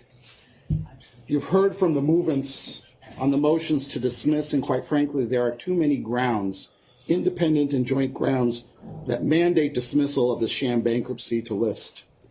So I'd like to concentrate on two specific issues, and I'm going to use, the boards that I prepared and used during the testimony of Mr. Westhoff, the president, and Mr. Dickinson, the CFO of LTL.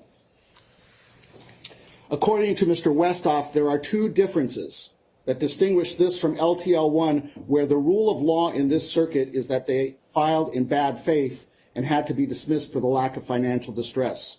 Number one is his belief that there are more TAL claims now than there were, and number two, the concern that the funding agreement was void or voidable. But LTL1 covered all present and future claims, LTL2 covers all present and future claims, and there's nothing greater than all.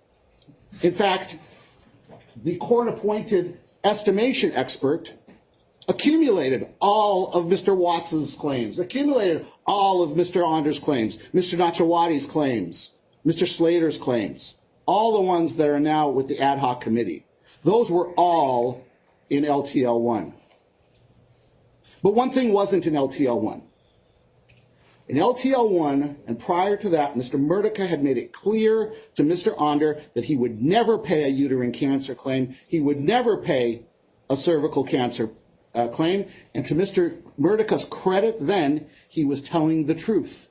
Because LTL, JJCI, J&J never, ever settled a uterine or cervical cancer or a gynecological non-epithelial ovarian cancer claim.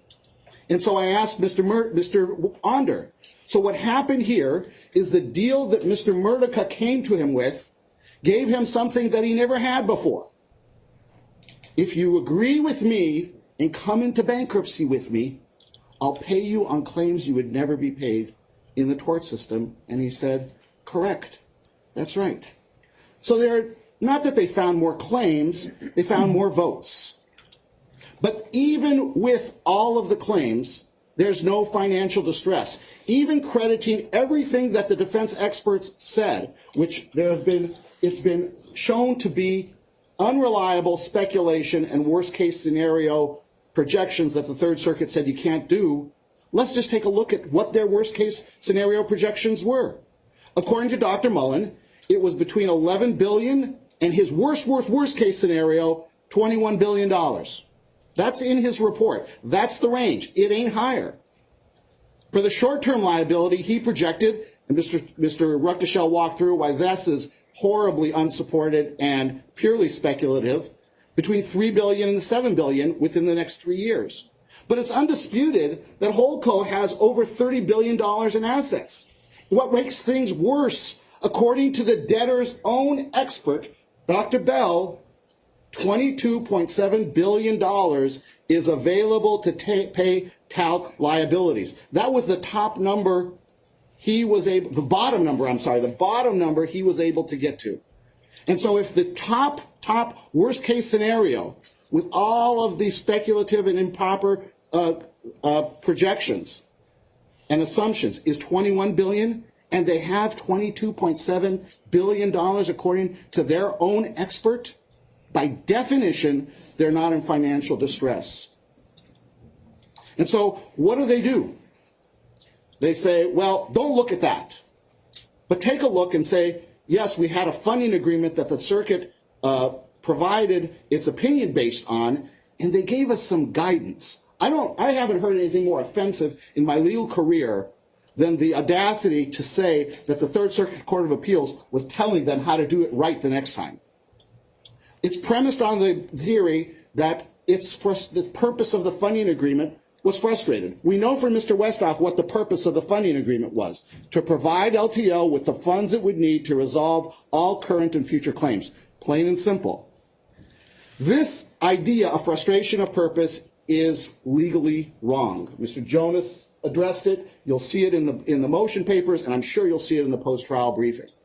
In addition, it's contractually wrong. We're going to see. And finally, as the proof unrebutted in this hearing proved, it is factually impossible, the debtor's claim. Let's talk about it. The contract itself says that the payment is when there is no proceeding under the bankruptcy code pending. It says it as clear as day.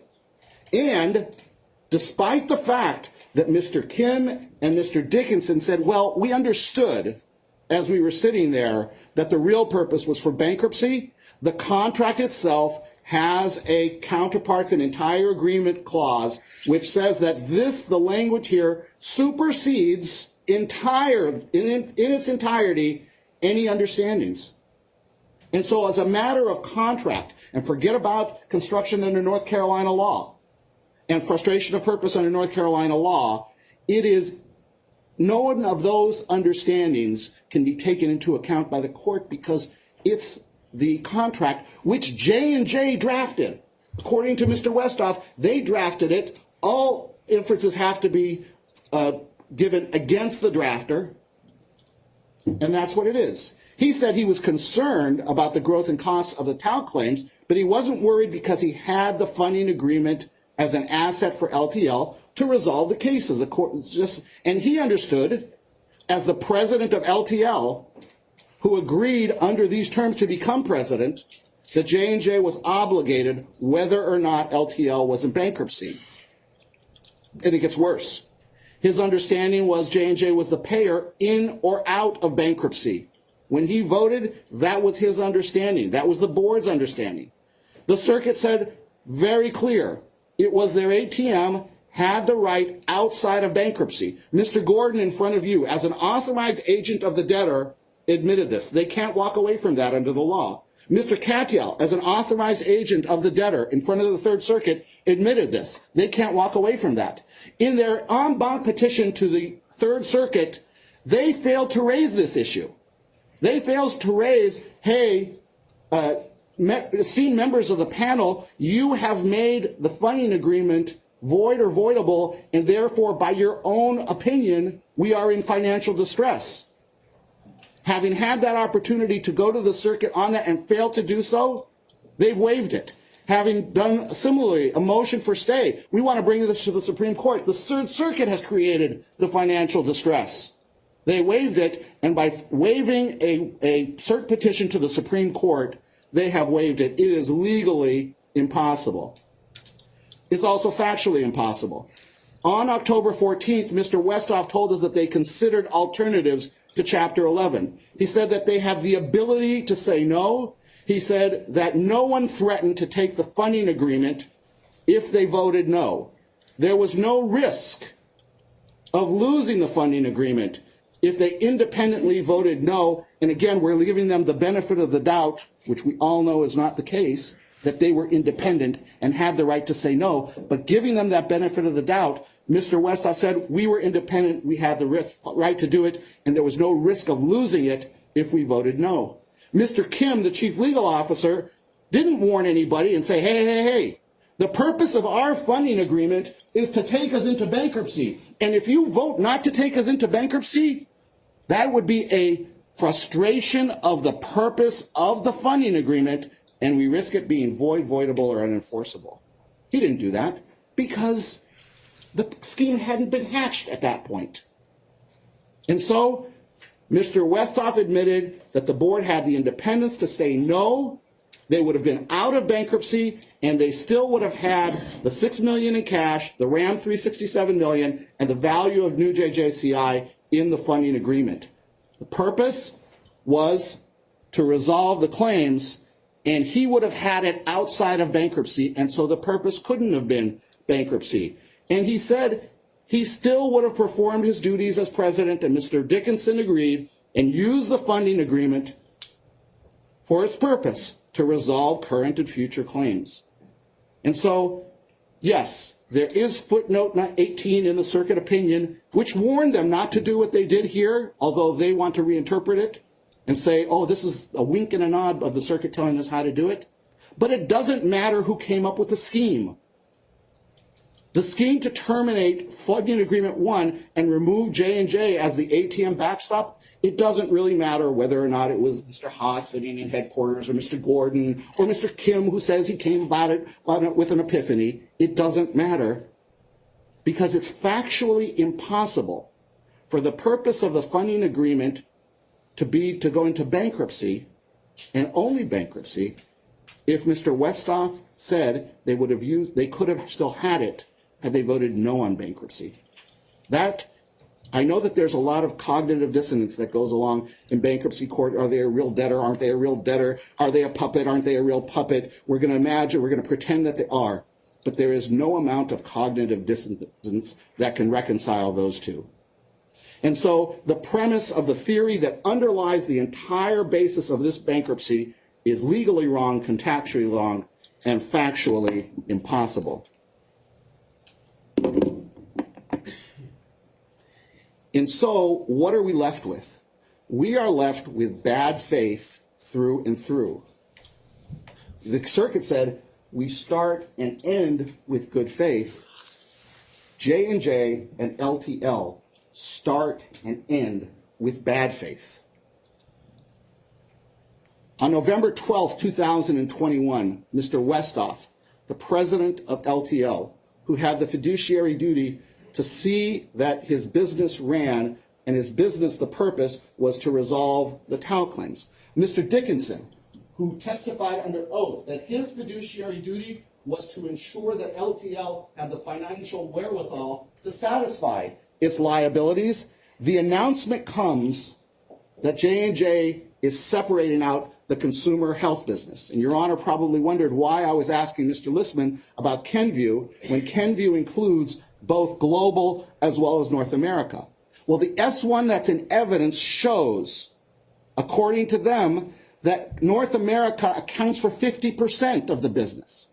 And so North America, what used to be Holdco, what used to be New JJCI, was supposed to be the backstop, the guarantee of funding the TAL claims, is 50% of that. $9 billion loan straight to J&J. $2 to $3 billion a year of free cash flow. None of it coming to Holdco, none of it going to LTL. And so when Mr. Westhoff sees this, his reaction, I'm not worried. I've got funding agreement number 1. It remains intact despite the separation. And what did he expect? As the president of LTL, who had been approached by Mr. Haas and Mr. Ullman to be its president, to manage the talc liabilities that had been sitting in JJCI, he expected that J&J would honor its commitments under the funding agreement. And he had every reason to do so, because the contract that he signed on the funding agreement provided for it. And he did so based on the integrity of its executives.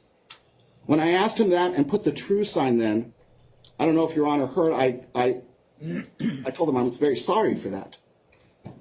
I should have asked him, does he feel foolish now for having trusted the integrity of J&J and its executives?